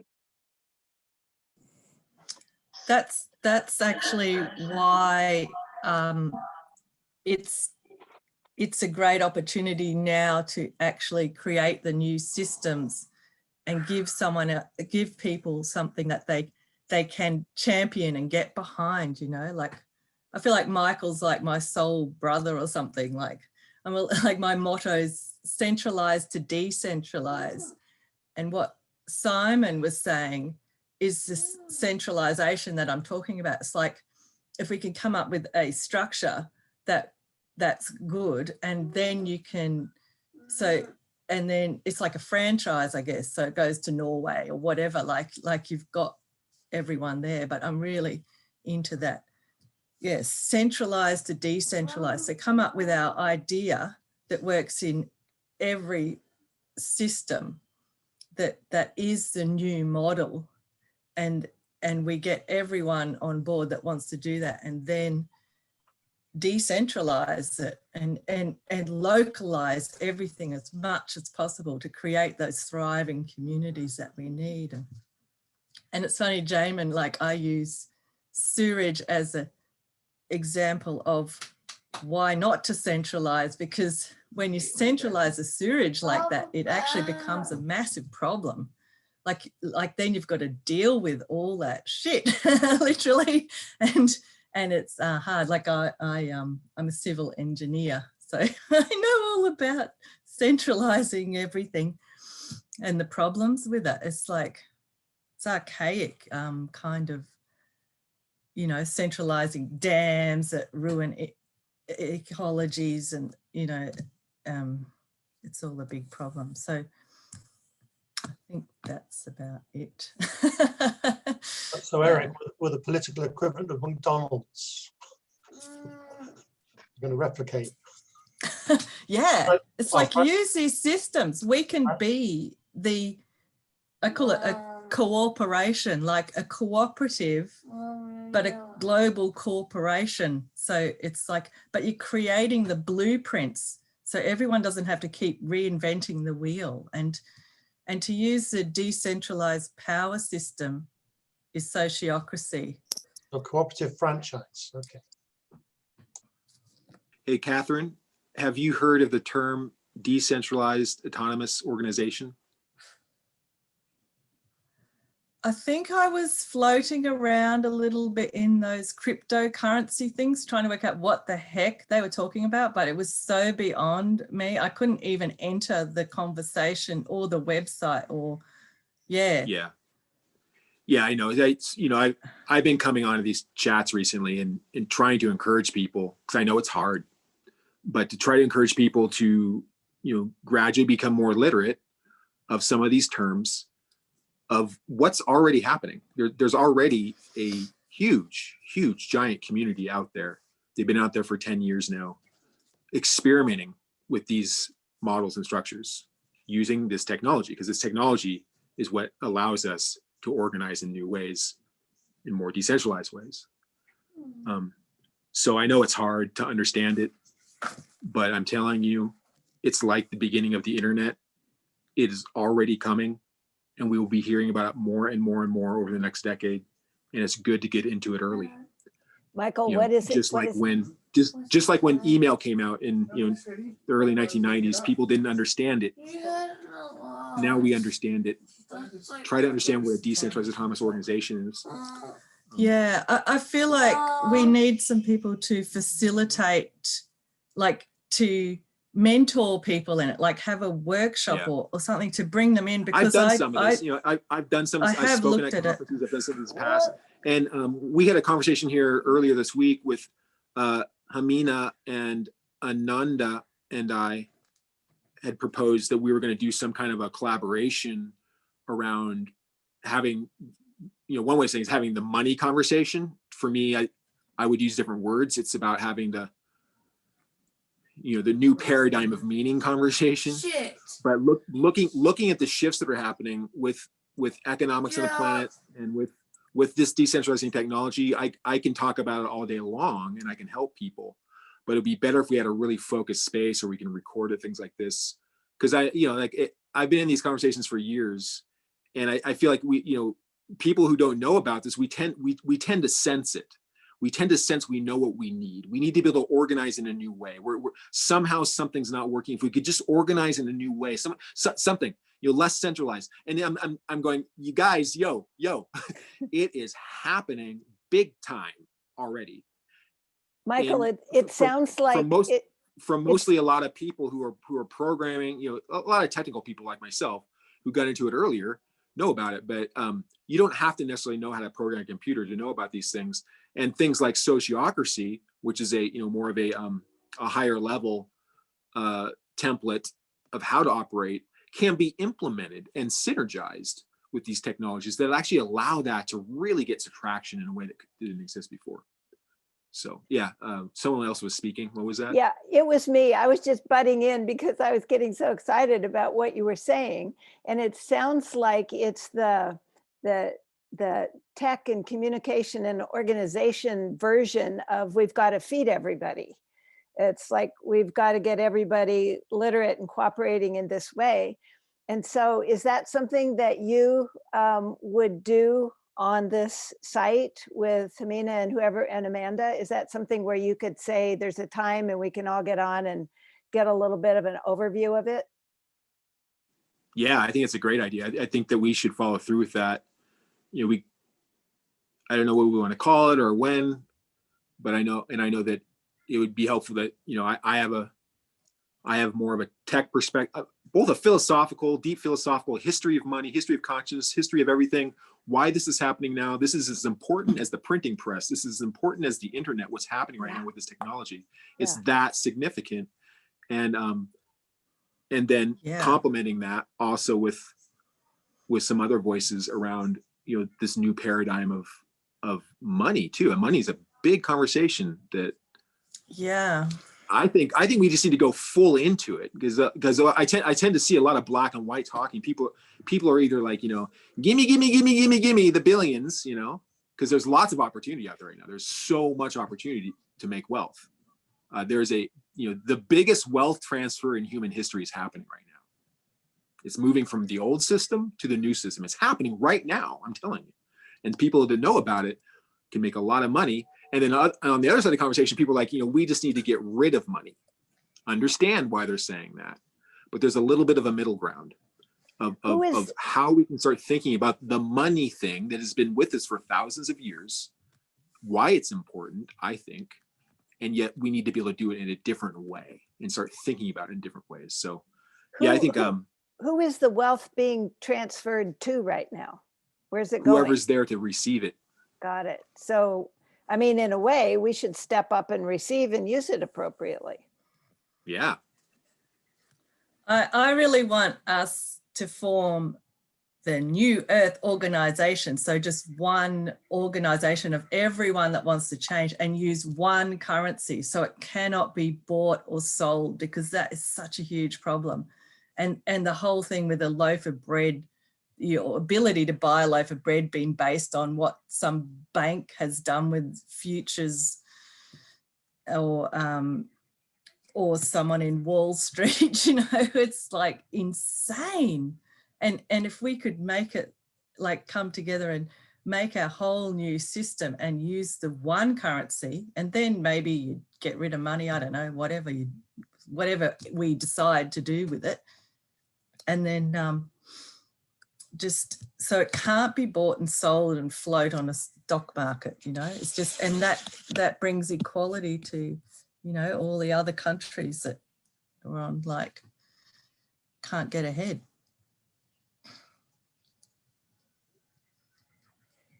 So we've got, we've got the food thing happening tomorrow. Could we, Michael, could we come up with a time when would work for you guys, and how would we know? And are you open to that? Are you the person that could kind of mentor some of us that have been wandering around and don't get it yet?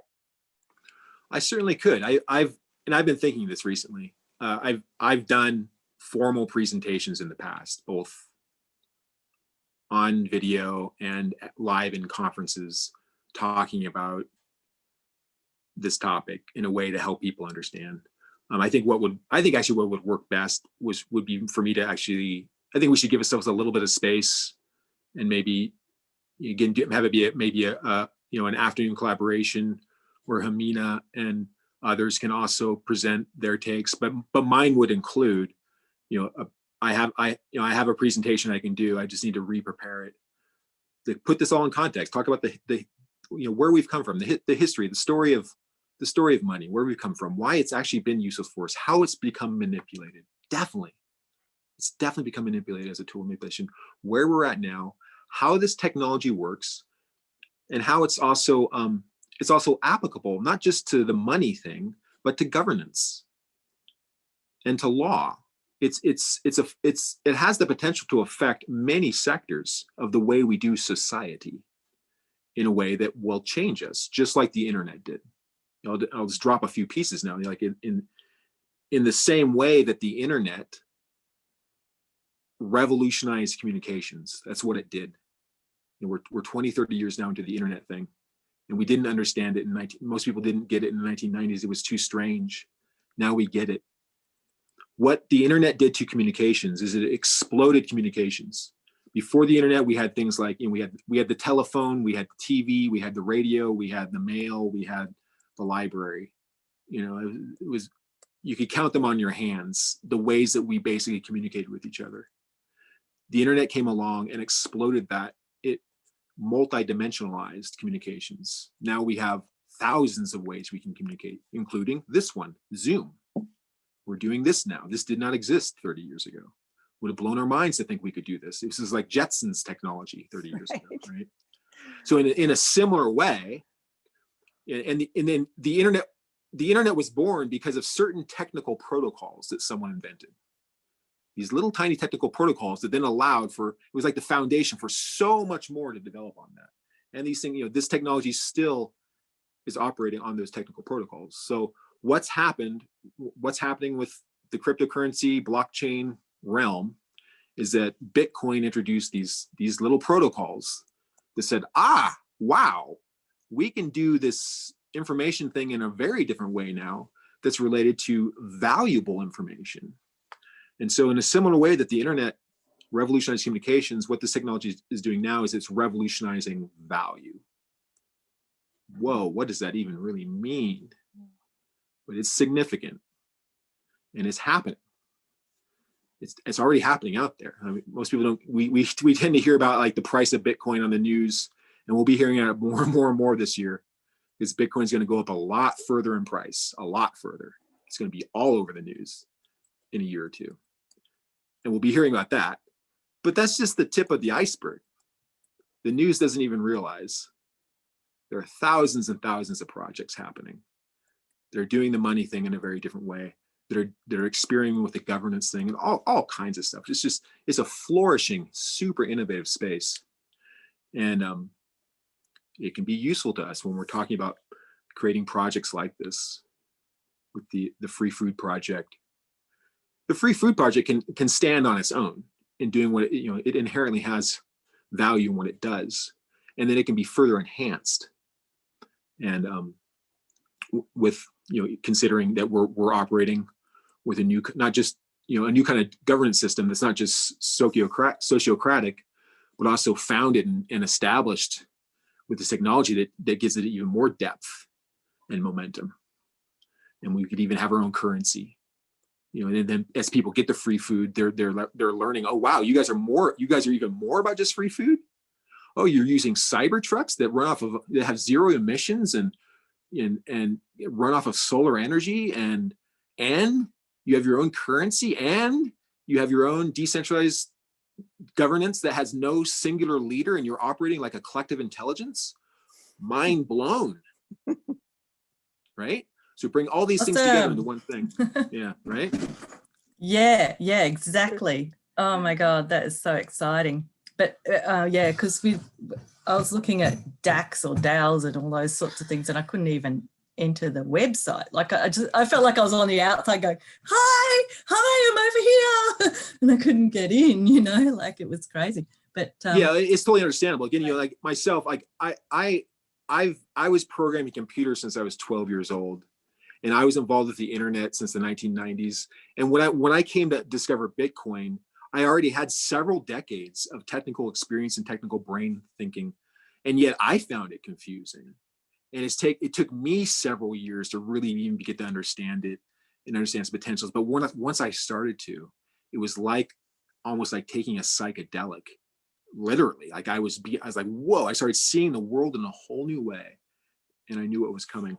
But so I understand it can be challenging to kind of get it. And I think it just, my encouragement is just begin gradually, because it's not going away. And it's going to, in 10 years from now, we'll look back and go, wow, that's what was coming, Well, could we I don't know if it exists, but if we could somehow get into some kind of messaging thing besides this Jamin's email, just I don't know what's a good thing,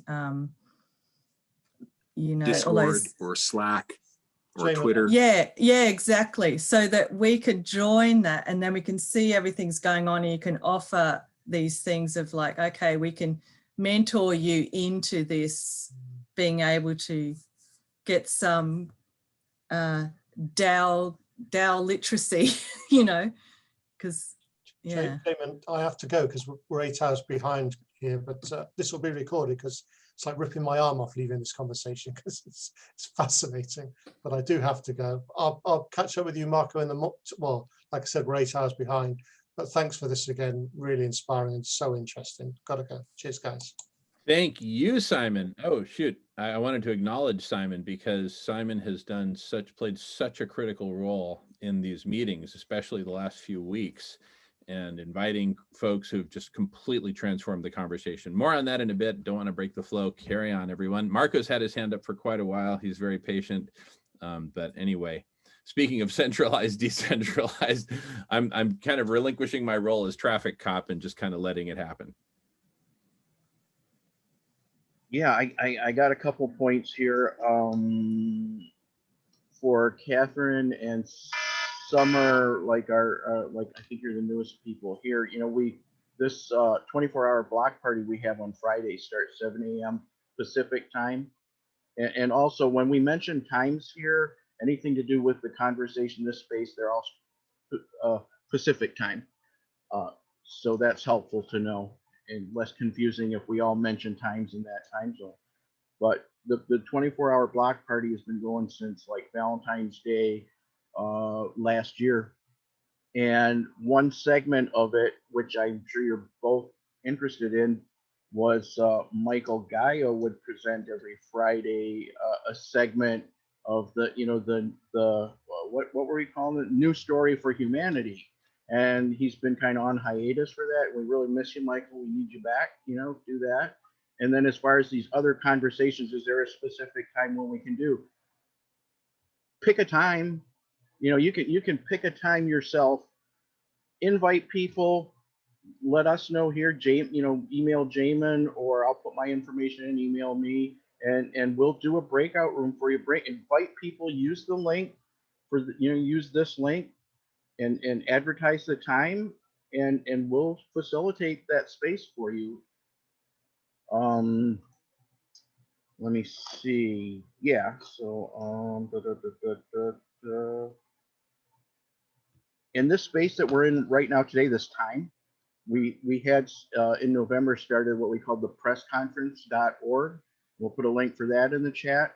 And our first press conference was, you know, an attempt to, not an attempt, it was a success in bringing people together to, you know, advertise their groups, what they do, give like a 2-minute presentation, and invite people to come see them in an open house at least once a month was the one of the caveats in order for you to be able to present. You have an open house at least once a month. You can have that at your Zoom room, or however you do it, or we'll provide you a breakout room here for that. And also, it needs to be a good thing. We don't want, you know, racist, you know, we won't support anything racist or not, or destructive. It has to be something, even if it's in a small way, you know, because no effort to do the right thing is ever too small. Points towards saving and healing and transforming life on Earth. So all those conversations are welcome here, and we'll give you the space. And I think, let me see.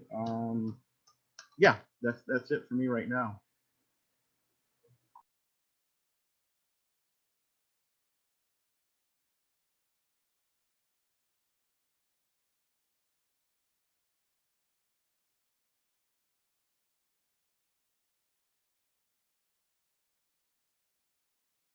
I'm just noticing that silence is a good thing sometimes.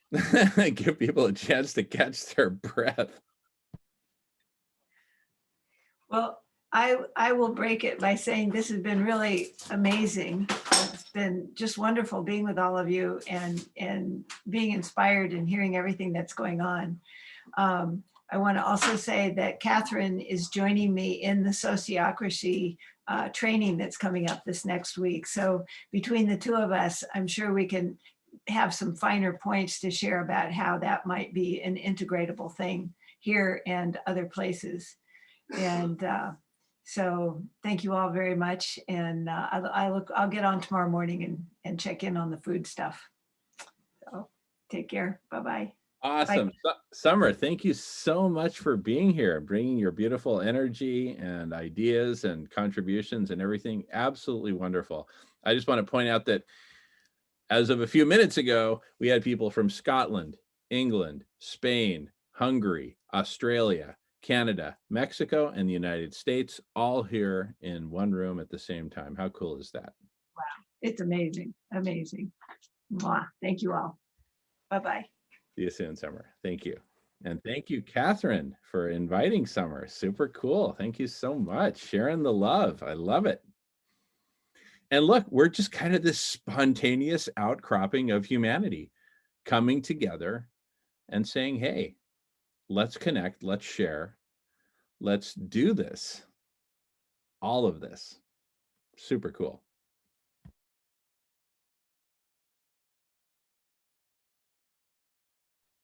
Hey, Marco, I wanted to just respond to you. I'm still intending on coming back and beginning to resume more regular meetings and presentations. I just want to do that a little bit of a new level.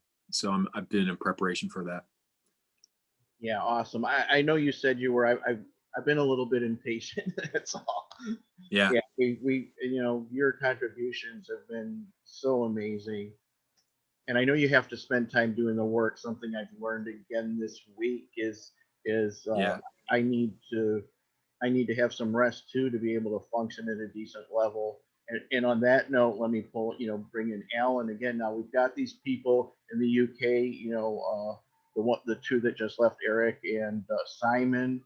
And, Alan's really been a help this last couple of weeks. Again, adding to hosting in those time zones.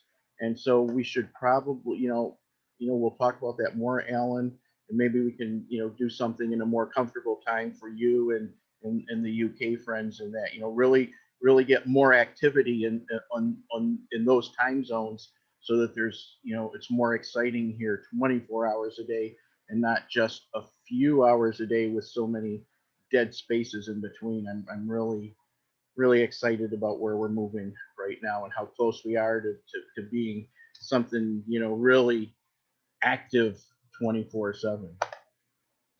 So thank you, Alan. And thank you, Michael, and I look forward to your contributions.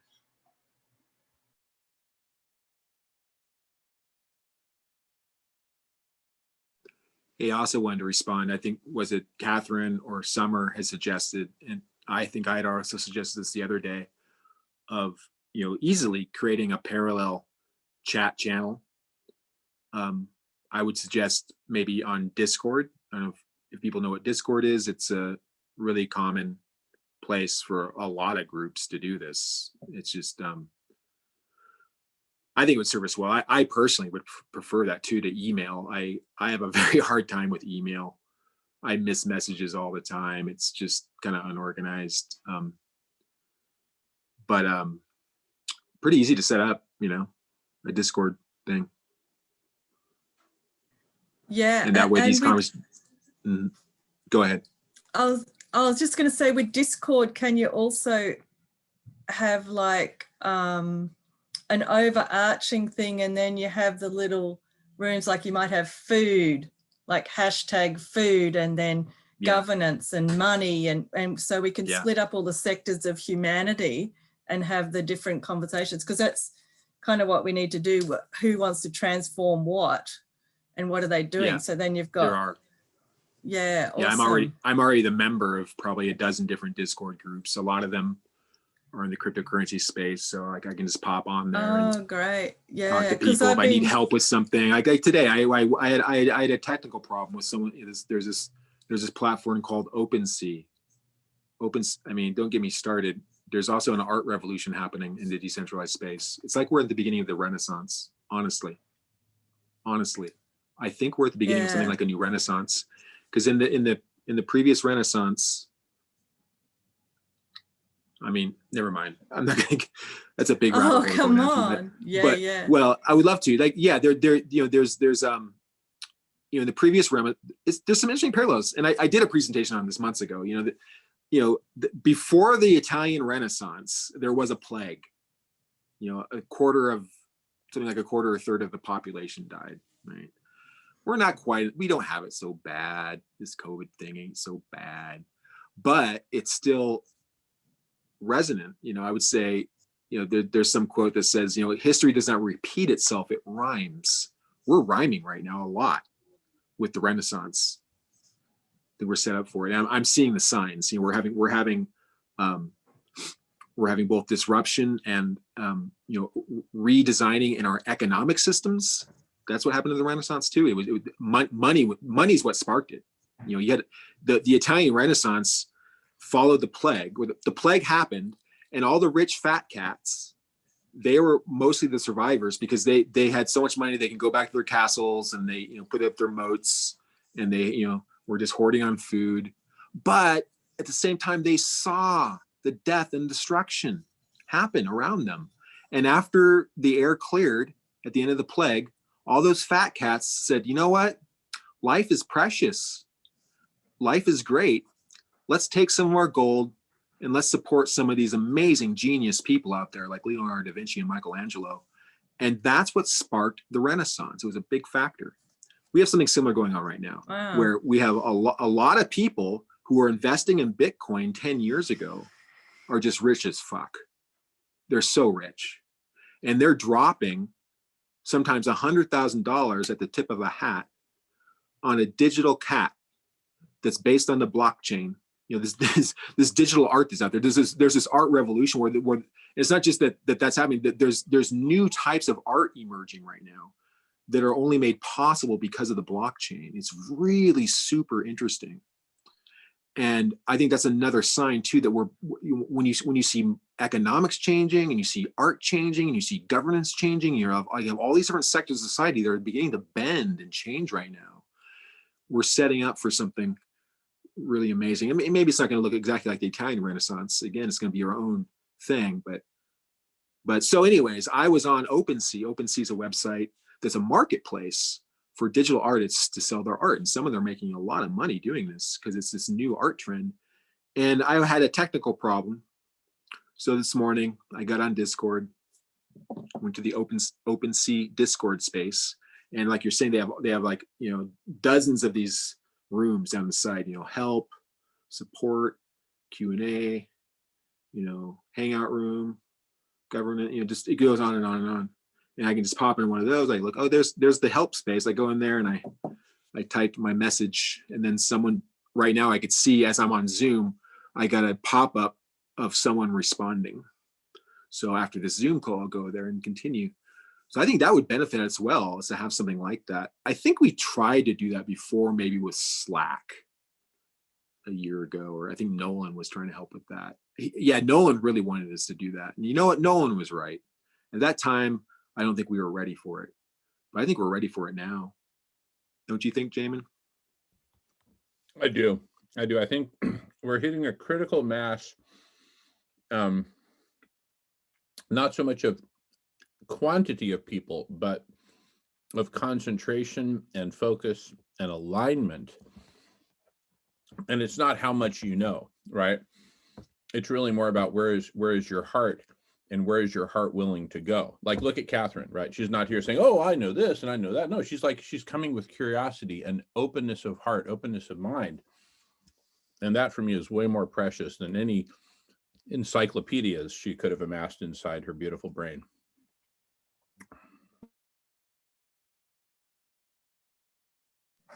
Yeah, I have been trying to work out for a while where to congregate everyone, because I have been I've been writing up a paper. Like I had a big download about how to create world peace. So I'm trying to like get it out. Now I'm going, I know, just to refute what Jamin just said. And it's so much looking at what we want to create and eliciting everybody's heart's desire, because the new paradigm's made of everybody's solutions or purpose, heart's desire for the new world we want to create, you know.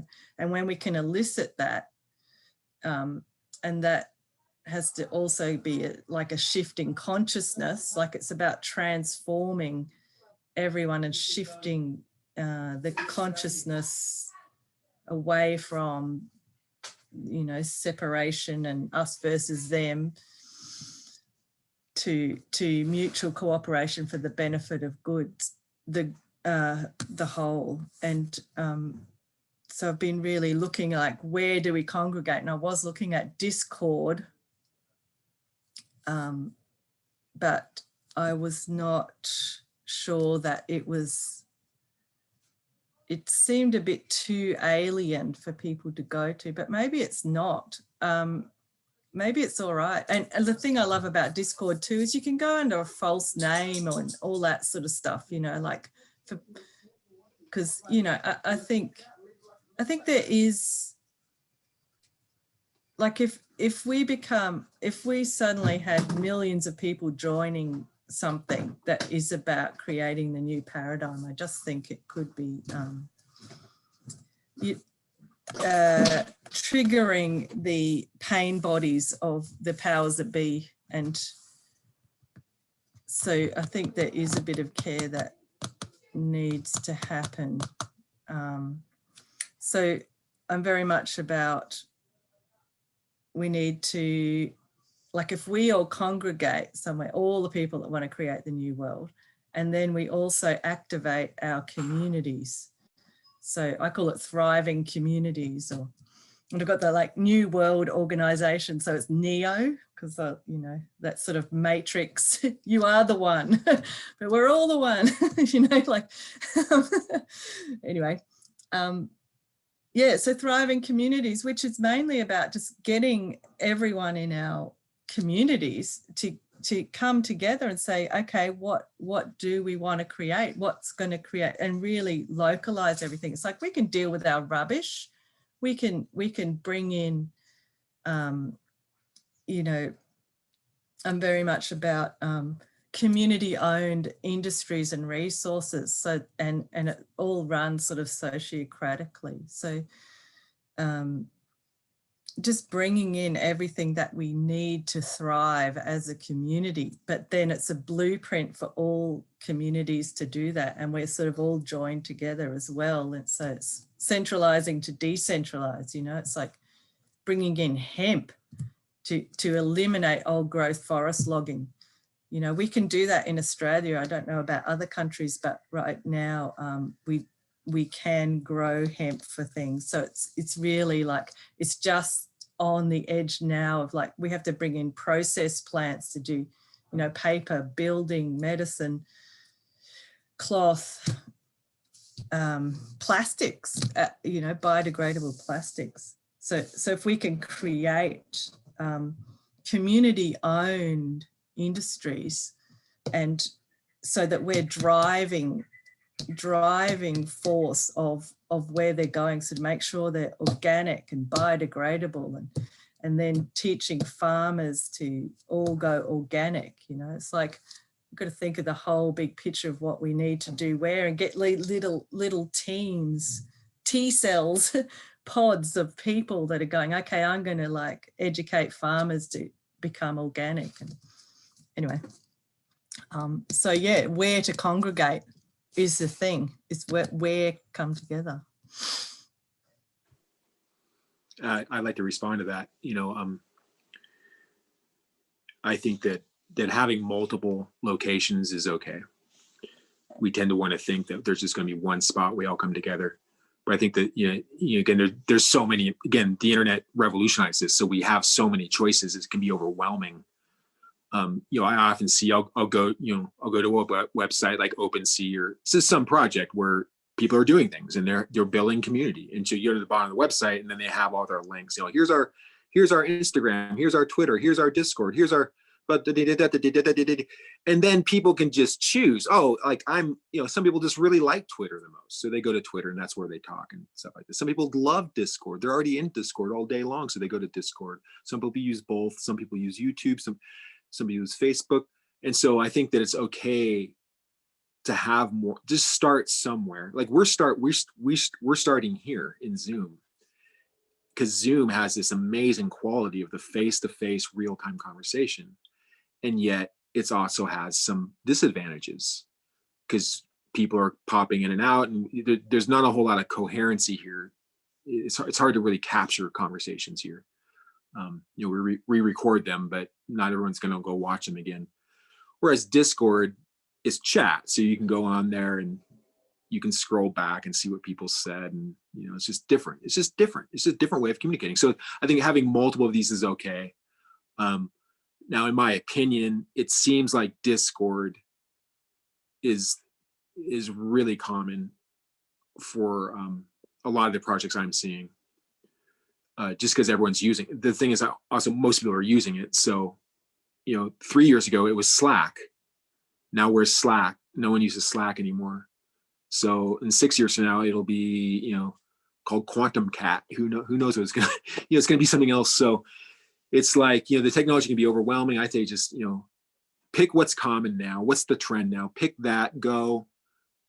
Let's continue the conversations, and then the thing is, to have more of a centralizing place amid that, you know, decentralizing of having one place to go to.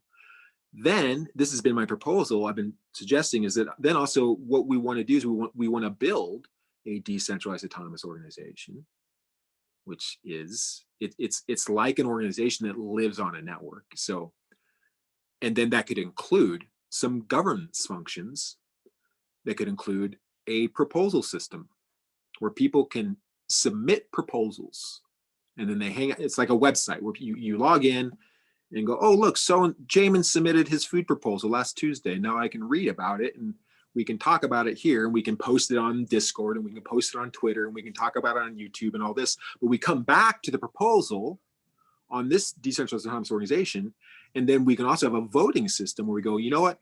Of these 7 proposals, that we're going to accomplish in the next 8 months, I vote on this one. And so and so votes on that one. So it's a centralized play. It's a centralizing place to get traction on what the conversations are even about. Yeah. Right. That's exactly. It's like, what's the most important? Developed, but since that's so important to have a governance system, it's developed on decentralizing technology, meaning even though it's a singular place, you can go on a website. It's developed on technology that's decentralizing the actual valuable data of voting. Voting is valuable data. Because voting out here in the real world, well, we know we've been voting for 200 years in America, and it's a corrupt system because we're using pencils on paper. It's bullshit. It can easily be manipulated.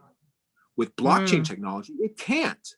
You can vote in a way where it's decentralized on networks and you can't manipulate it, right? So I'm saying it's this balance of having decentralization and centralized conversations. But so I think, like exactly to recap, I'm saying, let's have as many communication channels as we need and people want. It's going to be a little bit chaotic. You have conversations happening anywhere. That's just life. That's what's happening right now. People are having conversations all over the world. And then have a centralizing place where we can get traction on what we're even talking about. Oh, yeah. We can make a proposal, outline, this is what it actually is. Here it is, concrete. Let's vote on it. And also that's where people can go. And then the third element is having an economy behind it. Because to enact a proposal, to build the free food thing, you're going to need some resources. You have to be able to capture those resources too. Yeah, and that's where we can vote on because I was thinking, we can just put in a little bit of money. Like there must be millions of people, and if you just put in $1 a week, that's like millions a week, and then that can then you can vote on where it gets spent. Do we do proposals for the Amazon or this and that? And then if you got the proposals there, like you got Jamin's thing, people can go, I want to like really help forward that and action that's my passion. And you can jump on what's already happening or create proposals that other people jump on. So so I think it'd be a really useful tool for us right now. And I have the ability to build something like that, though realistically it's going to take a while. So we really maybe get other people to as well. We need other people, and we need to organize around that itself too. So, but also, we need other people, and also that's one reason. Also, I'm encouraging people to begin or to continue to becoming more aware and more literate of this paradigm out there that's happening, because then we'll also begin to, if other programmers come in here who are programming that way, they're going to feel more at home because the conversation is already enriched that way. There's also high-low who are sort of trying to be in that capacity. They're not quite up to capacity yet. Do you know them? HYLO. I know about it. I know that there's a handful of things out. Everyone's trying to be the new social network.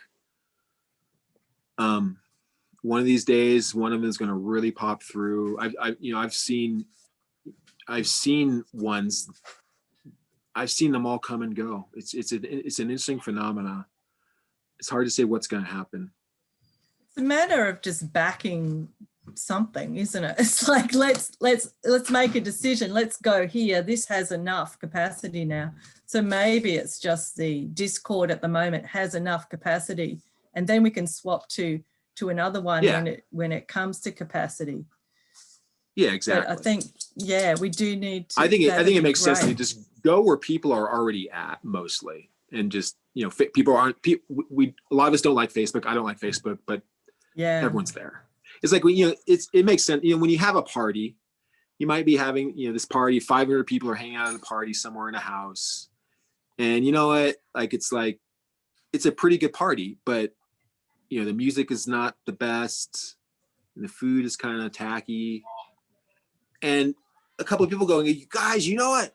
There's this amazing party over there. We got to get in our cars and drive to the other party. It's like they got the best food. They got caviar, Madonna's playing, Michael Jackson's playing. And a few people go, oh my God. And they get in their cars and they go over. But then everyone else is looking around going, well, everyone's still hanging out here. It's called social momentum or inertia. It's just like there's this inertia. So I think you have to have a very now, if someone said, you know what, they're giving $1 million to every person that comes out of their party, boom, everyone's out the door, man. Everyone's out the door in their cars, screeching tires to that party because there's a massive incentive to get there. So I think that's what's going to happen. I think the next big social network will be something like that. And Facebook's trying to do it. Facebook is introducing their own currency now. So we might get locked in even more there. I don't know. But if there's going to be another really big social network that takes the attention away from Facebook, it's going to include an economy. It's going to include tools it's going to have governance systems, economies. It's going to be it's like what we're talking about. It's going to be a society in the sky. It's going to have all these elements of actually operating like a society virtually like this, where you have all those tools but hopefully it's doing it in a decentralized way where people like Mark Zuckerberg aren't making all the decisions for us, where we can steer the ship as a collective. The technology is there to do this now. I'm telling you, it's there, and people are experimenting with these things out there right now. It's a deeper conversation why they're getting traction, but they don't get all the traction. So I tend to think of it too, just in this way that I don't think there will be, maybe there never will be another essential social network. I think that we're kind of moving into the wild again. I just want to thank Catherine. Catherine, great to see you. She has to go right now. Oh, okay. I just wanted to thank you, Catherine, for making it so special today. Come back anytime. Sorry, Michael, didn't mean to interrupt. Just no problem. I was mostly talking to Catherine, but yeah. But I mean, I think it'd be cool to have a Discord group. I could just post, because we're posting links here in the chat, but then as soon as this meeting ends, I think that's gone. Right? Yeah. So if we had Discord, we could be putting links in chat there, and they last, different rooms. Yeah. Totally. No, it's a huge. I think you can do live video in Discord too. I think. Well, I mean, so that's interesting, but I think it may be healthy to keep them, because we've got so much momentum right here in this channel, but the asynchronous text-based thing to be kind of the mortar. If these are the bricks, right now we've just got a pile of bricks. Right? Discord could be the asynchronous mortar, text-based mortar that connects the bricks together and connects us all together in an asynchronous way. So you can wake up whenever you feel like it, check Discord, smoking a cigarette, having a cup of coffee, and then we all kind of come here, kind of like, some people go to church every Sunday. We come here every whatever frequency. Anyway, but it's been and they synergize too. So like when there might be 20 people hanging out in Discord just chatting, and they've even forgotten about Zoom. And then all of a sudden, Jamin, you can come in, like you send out your email for Zoom. You come and you post Zoom happening in 5 minutes. Boom, you click the link right there. Oh my God, we can carry this conversation live. Boom. So they just go both ways, Love it. Yeah, it's been a huge missing, the whole Discord thing. Huge missing. And love to, if that's the way, great. You need to meet Eric, Michael. He ducked out a bit ago, partly because he's having the meeting with the head of this WECO thing. I put in the chat, weco.io, a few lines above. And I saw that. He might bring James from WECO here. Anyway, it's an ongoing conversation, but it's definitely a huge missing, right? So definitely we need something. Maybe it's Discord, maybe it's WECO, maybe it's both. And it doesn't have to be just one thing, like you were saying. So anyway, Marco's had his hand up for a bit. Wonderful conversation. Thanks so much for leading this, Michael and Marco. Yeah, so many things. Wow. Yeah, I'd like to learn more about Discord and OpenSea. Also, I love, like, I'm kind of talking to Catherine's earlier points, you know, mentioning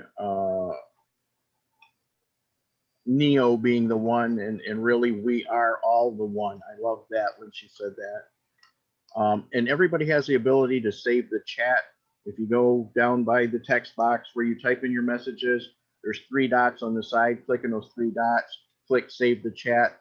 I believe you have to do it periodically in order to get the whole chat. Everybody has that ability. I love the conversation that was going on with Michael and Catherine, but it was getting a little bit, you know, just 2 people talking. And I'm going to use a metaphor that Ronald is displaying quite well for us right now. I don't want to leave anybody out in the cold like it looks like Ronald is right now. We want to be able to hear from everybody, so everybody's not, you know, that eager to jump right up. So from time to time, let's be sure we offer. We haven't heard from Jordan or Ronald today.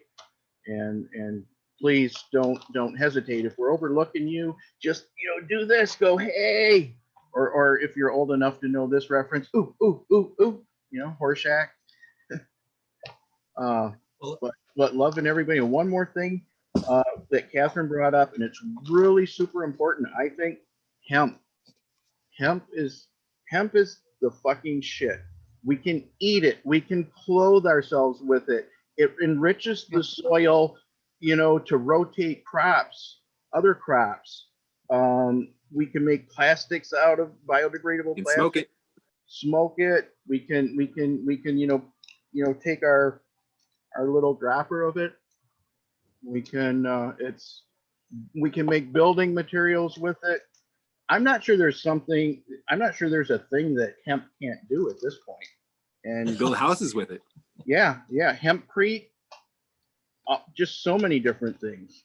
So, you know, all things we need to have. And at that, it's like right now, I'd like to ask, you know, if Jordan or Ronald have anything to add. Well, I don't have much to add about hemp. Well, about anything. And by the way, look, I'm going to pause recording. That comes and goes.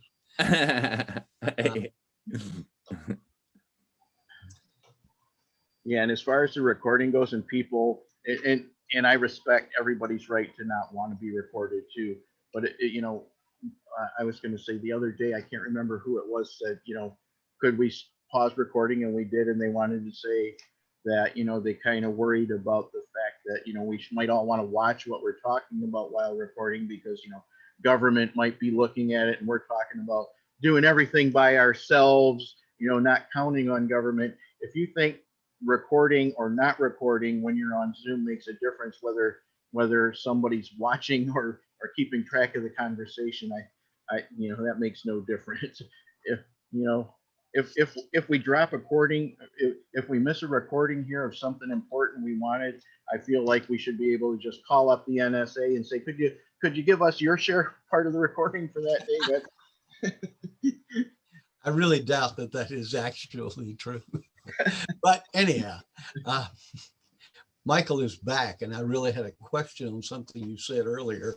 Michael, you were talking about blockchain and governance and using a coin or reputation for managing that in a flat peer-to-peer kind of organization.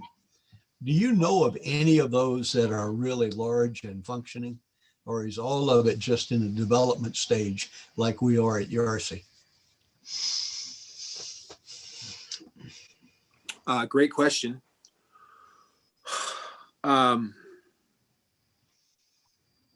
There's many of them, and it's hard to keep track of what's going on in that space. It's really huge what's happening out there. So it's hard to keep track, well, I'll say generally speaking, a lot of it's been in a very experimental phase for a number of years. That's all I had. Even things like Bright ID, which have got, you know, thousands of people registered as humans Yeah. for ID. Their organization is attempting to be peer-to-peer, but they don't really have that on the blockchain. They just have that in a small group talking about it. Yeah. In many ways, that's what we're still doing with Yarsi. Our decision making is pretty much entirely consensus, with some variation on that, in that if anybody wants to do something, they're encouraged to do it. Just if you see it's going to impact somebody else, check with that somebody else.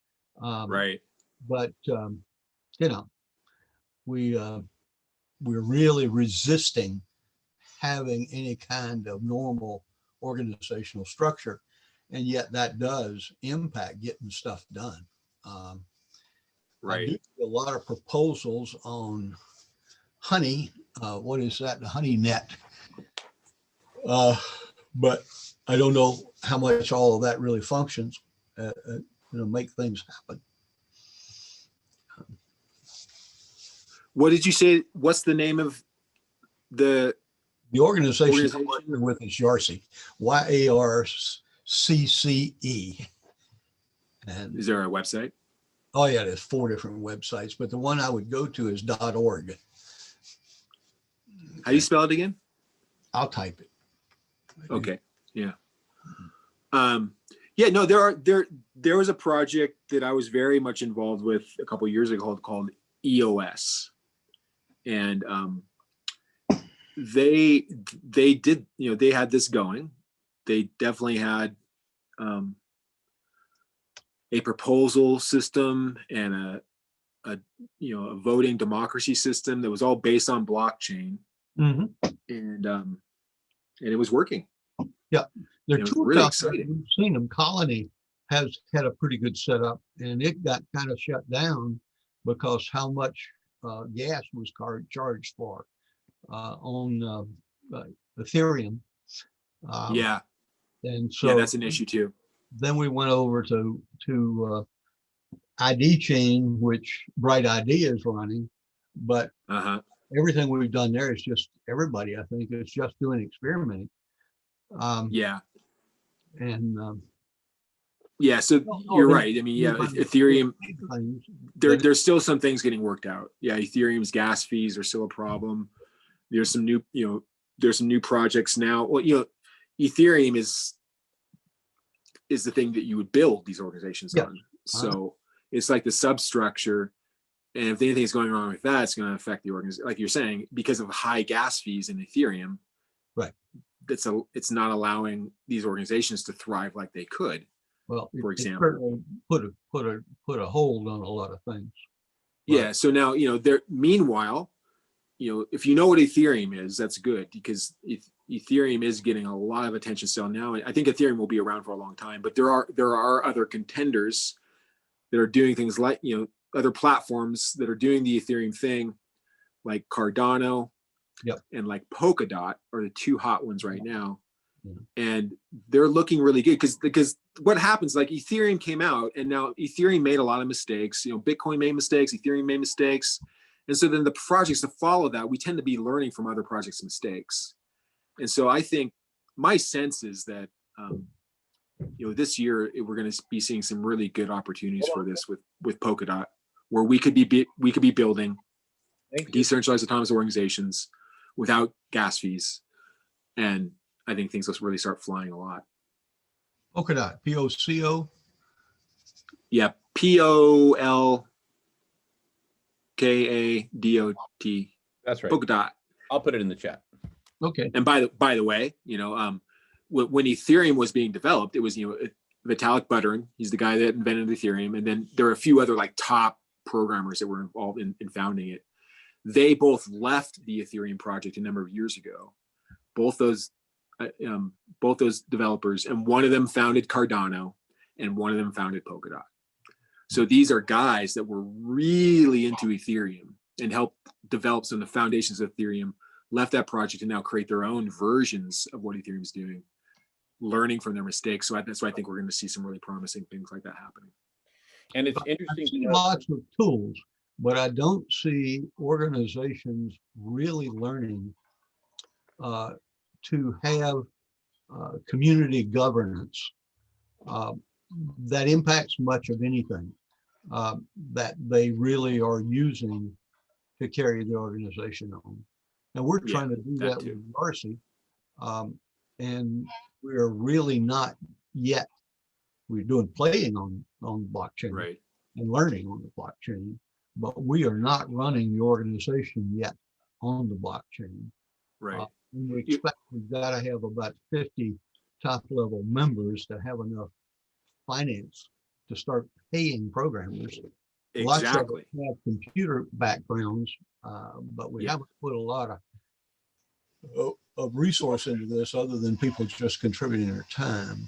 Yeah, let me comment on that. That's a really key point. Here's what I see happening right now is that we're all wanting to get to the new governance models, and there's lots of experimentation happening out there.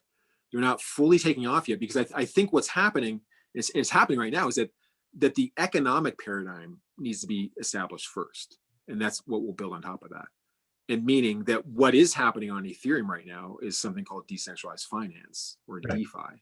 DeFi. Where all the functions of finance out in the common world, basic primitive functions like borrowing and lending, like money makers, all these basic primitive functions that make finance are being reinvented inside Ethereum.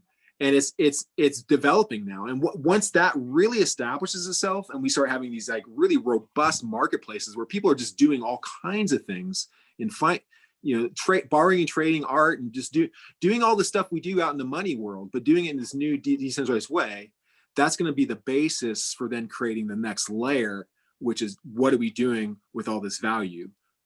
How are we organizing? What are we voting on? And then implementing that outward. It's already happening some. But I think that I think that we tend to get these layers that need to be built up, and that's what's going to happen. We'll see. I think we'll see that in the next couple of years as DeFi becomes more and more established. The decentralized autonomous organization layer will become more and more emphasized and get increasing traction. Okay. All right. I'm going to need to go, but it's good to drop in and see you guys. Yeah, I'll check out that website. Thanks for sharing that. Okay, come join us sometime. Good to meet you, Ron. Thank you, Ronald. Good to see you, Jamie. All right. See you soon. Bye-bye. You were going to say something, Jamie. What was it?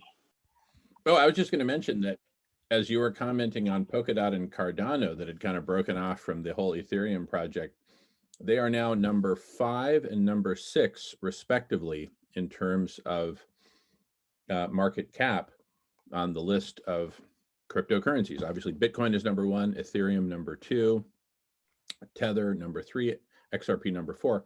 Polkadot and Cardano are 5 and 6, respectively. So, they've just come up in, from anyway, everything started at 0, and which is why I'm so excited about this seed crystal concept. We're starting a seed crystal here, another one with food healers. The press conference is sort of a seed crystal within a larger seed crystal, et cetera, et cetera. So everything starts from nothing. Everything starts from a mustard seed, an idea of a mustard seed, rather, in somebody's mind. And then they talk about it in conversation, and then a group gets excited about it, and then it becomes a mustard seed in multiple people's minds. And then somebody writes some code, and voila, or more appropriately, they borrow a bunch of code from other folks on GitHub, et cetera, and voila bamba. Anyway, Marco's had his hand up for quite a while. Speaking of voila bamba. What are gas fees? I missed that altogether. Michael, in the design of Ethereum, I don't know how much you understand about what Ethereum is. Basically saying Ethereum is a global computer operating system that you can do so much on.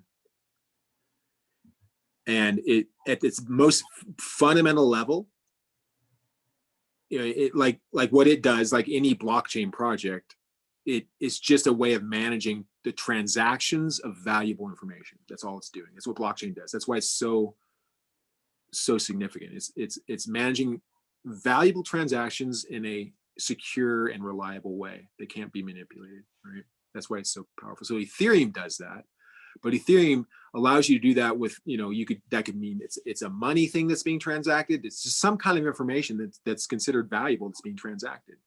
It's essentially what Ethereum's doing. But in the design of Ethereum, they worked in something called gas fees, that when you send a transaction, there's supposed to be a very small amount of ether that you need to spend to send that transaction. So ether is the currency of Ethereum. So like if you were sending transactions, you'd want to have, some Ethereum in your account, and that's taking like little bits of that for every transaction. Unfortunately, it's a big topic, but sometimes when you're doing a simple transaction, it can cost a lot. Like last night, I sent a transaction. I was actually going to publish a piece of art on the blockchain at OpenSea, and the gas fee was $75. Right. And they've been really expensive this week because that's exceptionally high for one transaction. I actually did it anyway because I really needed to do it, but the gas fees tend to go up the more that the network is being used. And so it's one factor is that the price of Ethereum just over the last couple of days has been going up and reaching all-time highs, and people are getting very excited about that. So people are buying more, and so the network's being bought more. I think one lesson that Ethereum has learned, I think, is that they need to segment out different kinds of transactions that aren't influencing each other, because there's no reason that if I'm trying to post a piece of art, I'm trying to send a message. It doesn't matter what. I could be doing the smallest transaction, just like one little thing, and yet the gas fee is still going to be $75. And so if the transaction is I'm trying to buy a bunch of Ethereum, if I'm buying $20,000 of Ethereum, I'm going to pay $75. And okay, maybe that's worth it. But different transactions need to be done in different ways. So I'm sure that things like that are being reconsidered in Cardano and Polkadot. And by the way, Jamin, yesterday I watched a really great interview of Charles Hoskinson, who was the developer that left Ethereum to start Cardano. And it's the first time I really listened to him in depth, and he had some really great points to make about this. And it gave me a lot of confidence that Ethereum's getting all the attention right now, and I don't think that attention is going to cool down anytime soon. But I think that Cardano and Polkadot are going to do really well. And you're right, they're like, Polkadot was $4 just a few months ago, and now it's $20, and Ethereum used to be $20, and now Ethereum's almost $2,000. So yeah, okay. I think that, yeah. So does that answer your question? Yes. Let me see if I got it. So gas is just like if you were doing it in the real world, you were going to sell a piece of art and you'd have to deliver it. You'd have to spend money on gas. So that's they're just using that. Like having, it's like having a stamp on an envelope or gas in your car. It's just a cost, and that's all designed in the programming of Ethereum. That's the way the economics works. Right. But the thing is, we could design it different. Like there's been other projects that don't do that. That don't do that at all. They have free transactions. There's never a cost for a transaction. But that's a different. But then you have to be able to have something else in an economic model that makes up for that. So there's a lot of different ways to do it, and I've never been a fan of the gas model at all. So cool. Yeah. So just so you know, there are other ways. We don't necessarily have to have that paradigm. Yeah, I was afraid it was going to be another one of these long technical things that I'm struggling with, but that was a very simple answer for a change. Thank you, Michael. Yeah. Yeah. Cool.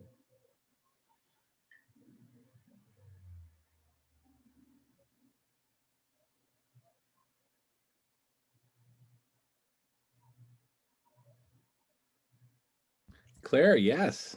Hey, Claire. Mm-hmm. My gosh, I just put it in the chat, but I can't believe what just happened on my email, because I'm on my phone and I just happened to look and see what was there. And it says what Tom Brady eats in a typical day and what you can learn from it. And he's 80% vegetarian. And it even says what he eats. He has a personal chef who claims that he's mostly plant-based.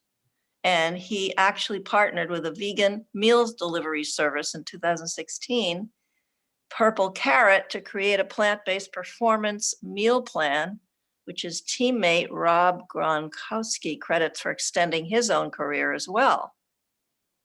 So you already know about him? Um, So I'm going to forward you this email. all right, I'm gonna probably embarrass myself, but who the hell is Tom Brady? Oh my God, he's a major sports guy. Oh, that explains it. Yeah. Jamin, tell him who he is. Oh my goodness. I'd rather you did it because I don't know either. No, wait, is he the football guy from the Patriots or something? You know what? I can't remember if he's baseball or football, but he's one of the two. He's an athlete. He's an athlete. You know, My grandson loves him. My grandsons love him. Tom Brady. I think he must be football. yeah, I think he might be the. Football. Well, I can. I guess I could ask Google real quick. Oh yeah, modern day football. It says few people have had a more profound impact on modern day football than Tom Brady. So I think maybe you could tap him. He's played in 9 Super Bowls and he's 43 years old. And this Sunday he heads to his 10th Super Bowl championship. Now I remember. Yeah. I've heard of. Oh my gosh. I've heard of him because he's so long lived in the profession. Now I remember. Yeah. Oh, and Serena and Venus Williams. Oh, and Chris Paul, an NBA star, thrive on plants. And an ultra runner, Scott Jurek, and Formula One driver Lewis Hamilton are tennis greats. They're all thriving on plants. The plant craze is sweeping across the NFL with players like Tennessee Titans lineman Derek Morgan and New England Patriots quarterback Cam Newton also going vegan. Oh my gosh. What makes it so attractive to athletes? It says you could stay. It all starts with digestion. But they're also calorie dense. They help you recover and rebuild muscles. And many animal products cause more inflammation in your body, but plant foods actually fight against it. So you need to have a fact sheet while you're traveling around giving away this food. It can improve heart health and reduce body fat, increase aerobic capacity. Oh my goodness. And it says what he eats, what Tom Brady eats on he's written a book in 2017, the TB12 method. Pre-workout, he eats a fruit smoothie with blueberries, bananas, seeds, and nuts. Post-workout, a protein shake with protein powder, almond milk, and electrolytes. Morning snack, nuts, seeds, and fruit. Lunch, a salad with lots of vegetables, sometimes fish. Afternoon snack, protein shake, fruit, chips, guacamole, hummus, and raw vegetables. And dinner, a plate full of vegetables, greens, avocado, and a protein, of course, maybe chicken or fish. But if he just uses beans, then he's it. And he drinks as much as 25 glasses of water a day infused with his electrolyte formula. Whoa. How do you like that? Awesome. Oh my God, that is awesome. It also has a place on the bottom where you can say, contact us. I've got to definitely send this to you.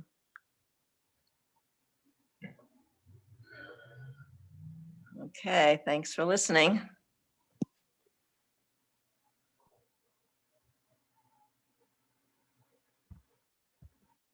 Wow.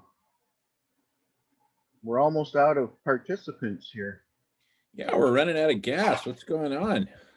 Well, we're 3 hours into it, and 3 hours is a long time to be talking for anyone or focusing. But man, what an amazing 3 hours it's been. Yeah, this has been good. It's been incredible. And I've actually been awake to concentrate. Wow. It feels like we're in the middle of this vortex, this planetary vortex. You know, I don't know, we're right in the eye of it, but we're somewhere in it, right? And because there's so much going on, we just keep hearing about new things every day. And the burning question for me is, how and when are we finally going to get it together, come together as a species, right? I mean, yeah, all these awesome things are happening. Amidst the death spiral, it's kind of like, oh my goodness, the greatest DJ in the world is just emerging right now. See him now in the main dining hall of the Titanic, right? And it's like, hey man, I really hate to rain on your parade, dude, but you know, the ship is sinking. So it's like, how do you reconcile? And I know Christopher will back me up on this point. How do you reconcile the greatest scratch DJ on earth? And she's only 17 years old and she just learned last night how to do it. And now she's just taken the world by a storm with, oh, the ship is sinking. Ooh, that's kind of a downer. Hey, somebody get that guy out of here. The one who's talking about the ship sinking, like, get him out of here. He's really kind of raining on the parade here. We don't like that. So Christopher, none of this gloom and doom talk, okay? Right. I wanted to throw that point in before Michael Gaio left because I wanted to hear what he thought. He's got so many ideas about solutions, and I wanted to know his ideas on how much time we've got for those solutions. Yeah, well, we can't let you monopolize the conversation like you did today all the time. Yeah, Christopher, come on, enough, dude. Just holy guacamole. Now, but so I've been working with Michael Gaio since early 2017, so going on 4 years now, pretty intensively. And he's, and so he definitely knows my perspectives about exponential climate change, Professor Guy McPherson, all that stuff. And he's a little bit of an enigma to me because, he knows the info and yet he's not particularly focused on it.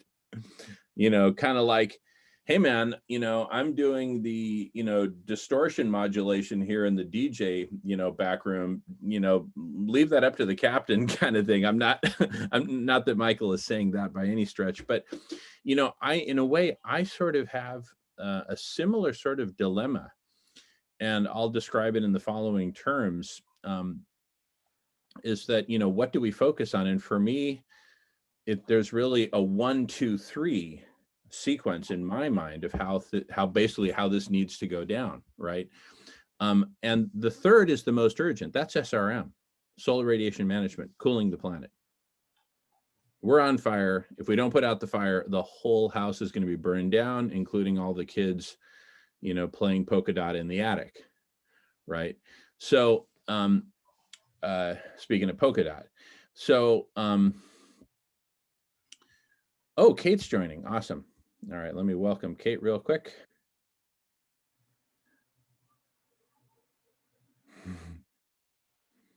Kate, sister, welcome back. Great to see you. We have been going at about 80 miles an hour for the past 3 hours. We had all at once people from the following countries, some of whom are still here: Scotland, England, Spain, Hungary, Canada, Mexico, the United States, Australia, right? All at once, and just firing on all cylinders. Absolutely incredible. There's some wonderful folks from the Money Free Party from the UK who've just been rocking the house. Anyway, right now, just to get you up to speed, we're in the middle of a question. Well, say hello, Kate, sister. Great to see you. Oh, I just wanted to say, yeah, I know I'm a little bit late. My day just didn't allow me to stop it any earlier, but I'm happy to report that I think one of my finest connections to date will be happening here on your line Friday morning. Glenn Head, who originally organized the harmonic convergence back in '87, like Marion Head, who wrote all of the things for it. Yeah, so we come full circle in a big way. And he's been with Good of the Whole for a long time. brilliant dude is doing this thing with communities. And I don't know, I just said, I really want you to meet Dr. Rao. So it's happening on Friday in the morning session. I said, Glenn, that's 5 o'clock in Hawaii. He said, I said, are you up that early? I'll get up for you, is what the man said. Oh my goodness. Love it. Love it. Love it. Thank you. Thank you. Thank you. So back to the recap of where we were at right now. I was saying, because we're talking about, how do we reconcile all these great things that are happening? They're so exciting with, wait a second, the planet's overheating exponentially. The planet's literally on fire. The last of the ice is melting. So many species going extinct. You know the story. You know the headlines. I don't know. This is, if there's one group out there that knows these headlines, it's this one. So I won't repeat the headlines. I'll just say my 1, 2, 3, and this goes very much in sequence, right? And the sequence is very much like, hey, Jamin, why aren't we blasting this burning house with hoses, with fire hoses yet? And my answer is very simple, because the fire truck hasn't left the station yet. So let's get the fire truck out of the station. Wait a second, Jamin, your focus is 20 blocks away in some fire station. It should be on this house. Well, I agree, but we kind of need to get this fire truck. Okay. So 1, 2, 3, the final number 3 is SRM. We got to do SRM. Only problem is a minuscule fraction of 1% of the humanity even knows about SRM. And most of those people are opposed to it. Why? Because there's been these memes circulating among the decarbonization community, which is making a lot of money on decarbonization, drawdown, et cetera.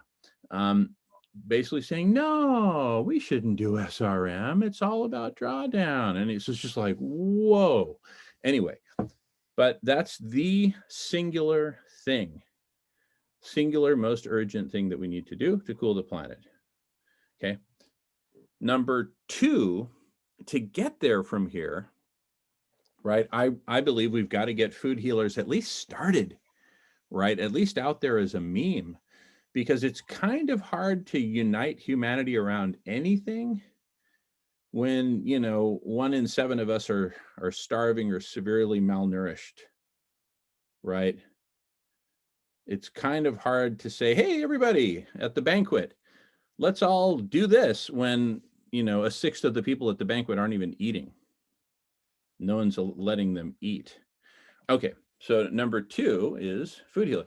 Number 1 is to even get there, we need to be here. We need to get together and have some basic coordination, right? So my 1, 2, 3 is number 1, get together. Let's get together, per my email from yesterday. Very long email, by the way. I spent most of yesterday writing that late into the night. Number 2, food healers. Number 3, finally, SRM, right? So anyway, that's my nutshell answer to a great question. Passing the talking feather.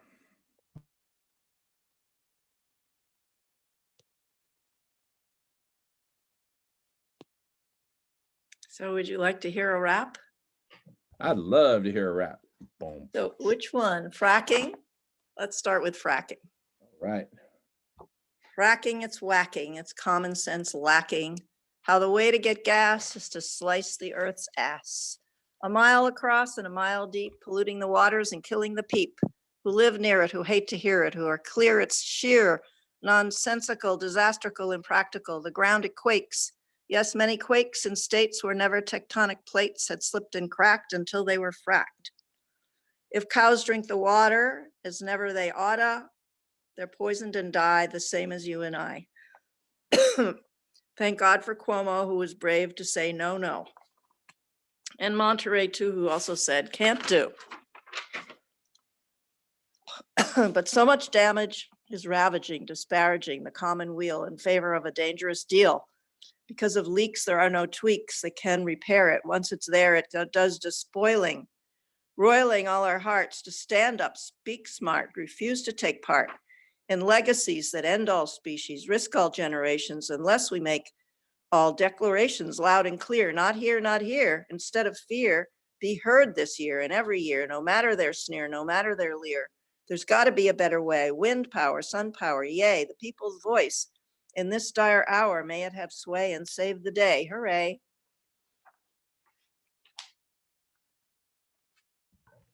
Wow. Awesome. Thank you. Beautiful. Sure. I don't have the or maybe I do somewhere, Barry, but I don't have the talent for rapping right now or providing anything, but I do have sometimes a quick finger on the internet, so I'm going to offer a little bit of what Jamin said in an artistic way about getting together, and I'm going to screen share real quick.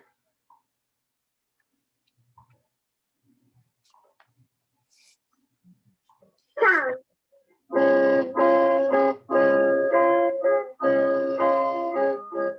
on now, let's compromise. You give a little, I'll give a little. Come on, let's get together. That's it. Let's get together, yeah, yeah, yeah. Why don't you and I combine? Let's get together, what do you say? We can have a sweet time. You be a friend with me. Why don't we dance with me? Together, oh, let's get together, yeah, yeah, yeah. Think of all that we could share. Let's get together every day, everywhere and everywhere. And then we have a start alone. We could be sharing all we got together. Oh, I really think it will. We really ring the bell. Oh, wait. And if you sing with me, now we could be great and say, hey, oh, yeah, let's get together. Yeah, yeah, yeah. Let's get together right away. We'll be having life and fun. And you can always count on me. I will do the way we'll be. And get together. Yeah, yeah, yeah.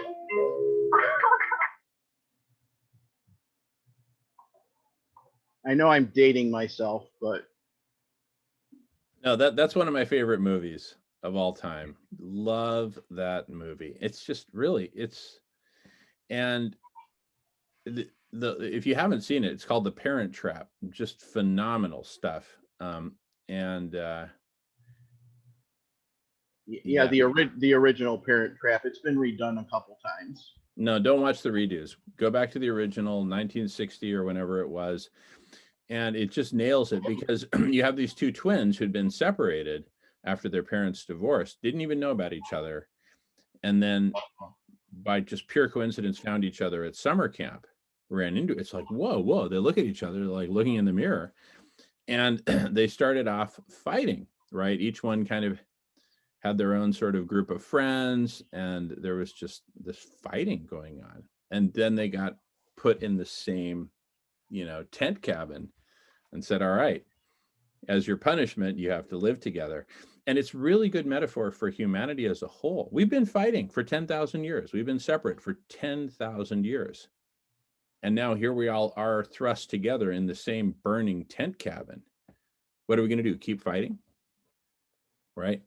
So that's what we're figuring out here with the whole togetherness thing. And that was the main theme of the email I sent out late last night on, how do we get humanity together? Very long email. Anyway,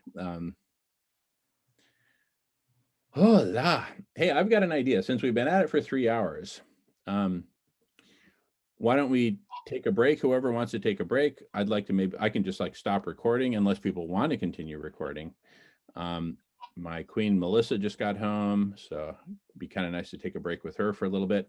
And then whoever's, kind of on guard here, when Ananda shows up, or actually I'll just text Ananda and ask her to let me know, but feel free to just text or call if like, hey Jamin, Donald Trump just showed up, then okay, fine. I'll drop my avocado toast and come tell Trump. I have a question. Yeah, Claire. Would you like me to send you the contact information for Jeff Sachs, who used to be the head of the Earth Institute, not anymore, but very wealthy, and we should be aware of SRM. I don't know. Absolutely. Love to talk with him. Love to correspond. I mostly know his wife's contact. She's the one who sends me all his articles. So maybe I'll write to her and tell her about you. Very good. Very good. And Yeah. feel free to invite her and or him to any part of our programs that we do here, you know, to say hello, to check in. We need to end this separation between, you know, people at the top of whatever heap and, you know, and us normal people. I mean, we just got to end that separation. That's part of the essence of billionaire rebellion, which is that there are a number of billionaires. And Claire, I hadn't responded to your email, but I totally agree with the gist of that, which is, you know, billionaires welcome as long as they're basically not playing the separation game, right? And what they're they're really rebelling against, those who are daring to rebel, is rebelling against the mold that's been laid out for them that says, here's how you need to behave as a billionaire. You need to multiply your billions. Don't talk with the riffraff. Don't give a hoot about anything or anyone else, because that's really not what you're supposed to be focused on. You're supposed to be just focused on multiplying your money. So they, in a sense, become sort of like a seed crystal for a black hole of money and resource that just keeps attracting more and just taking it out of the game of positive contribution to the world. But anyway, bottom line, I'm happy to talk with anyone, billionaires and otherwise. Yeah, and remember, I tried to get in touch with the people from the Novo Foundation and it didn't work, but there must be a way to write to them or something. And then, you know, Buffett is the father.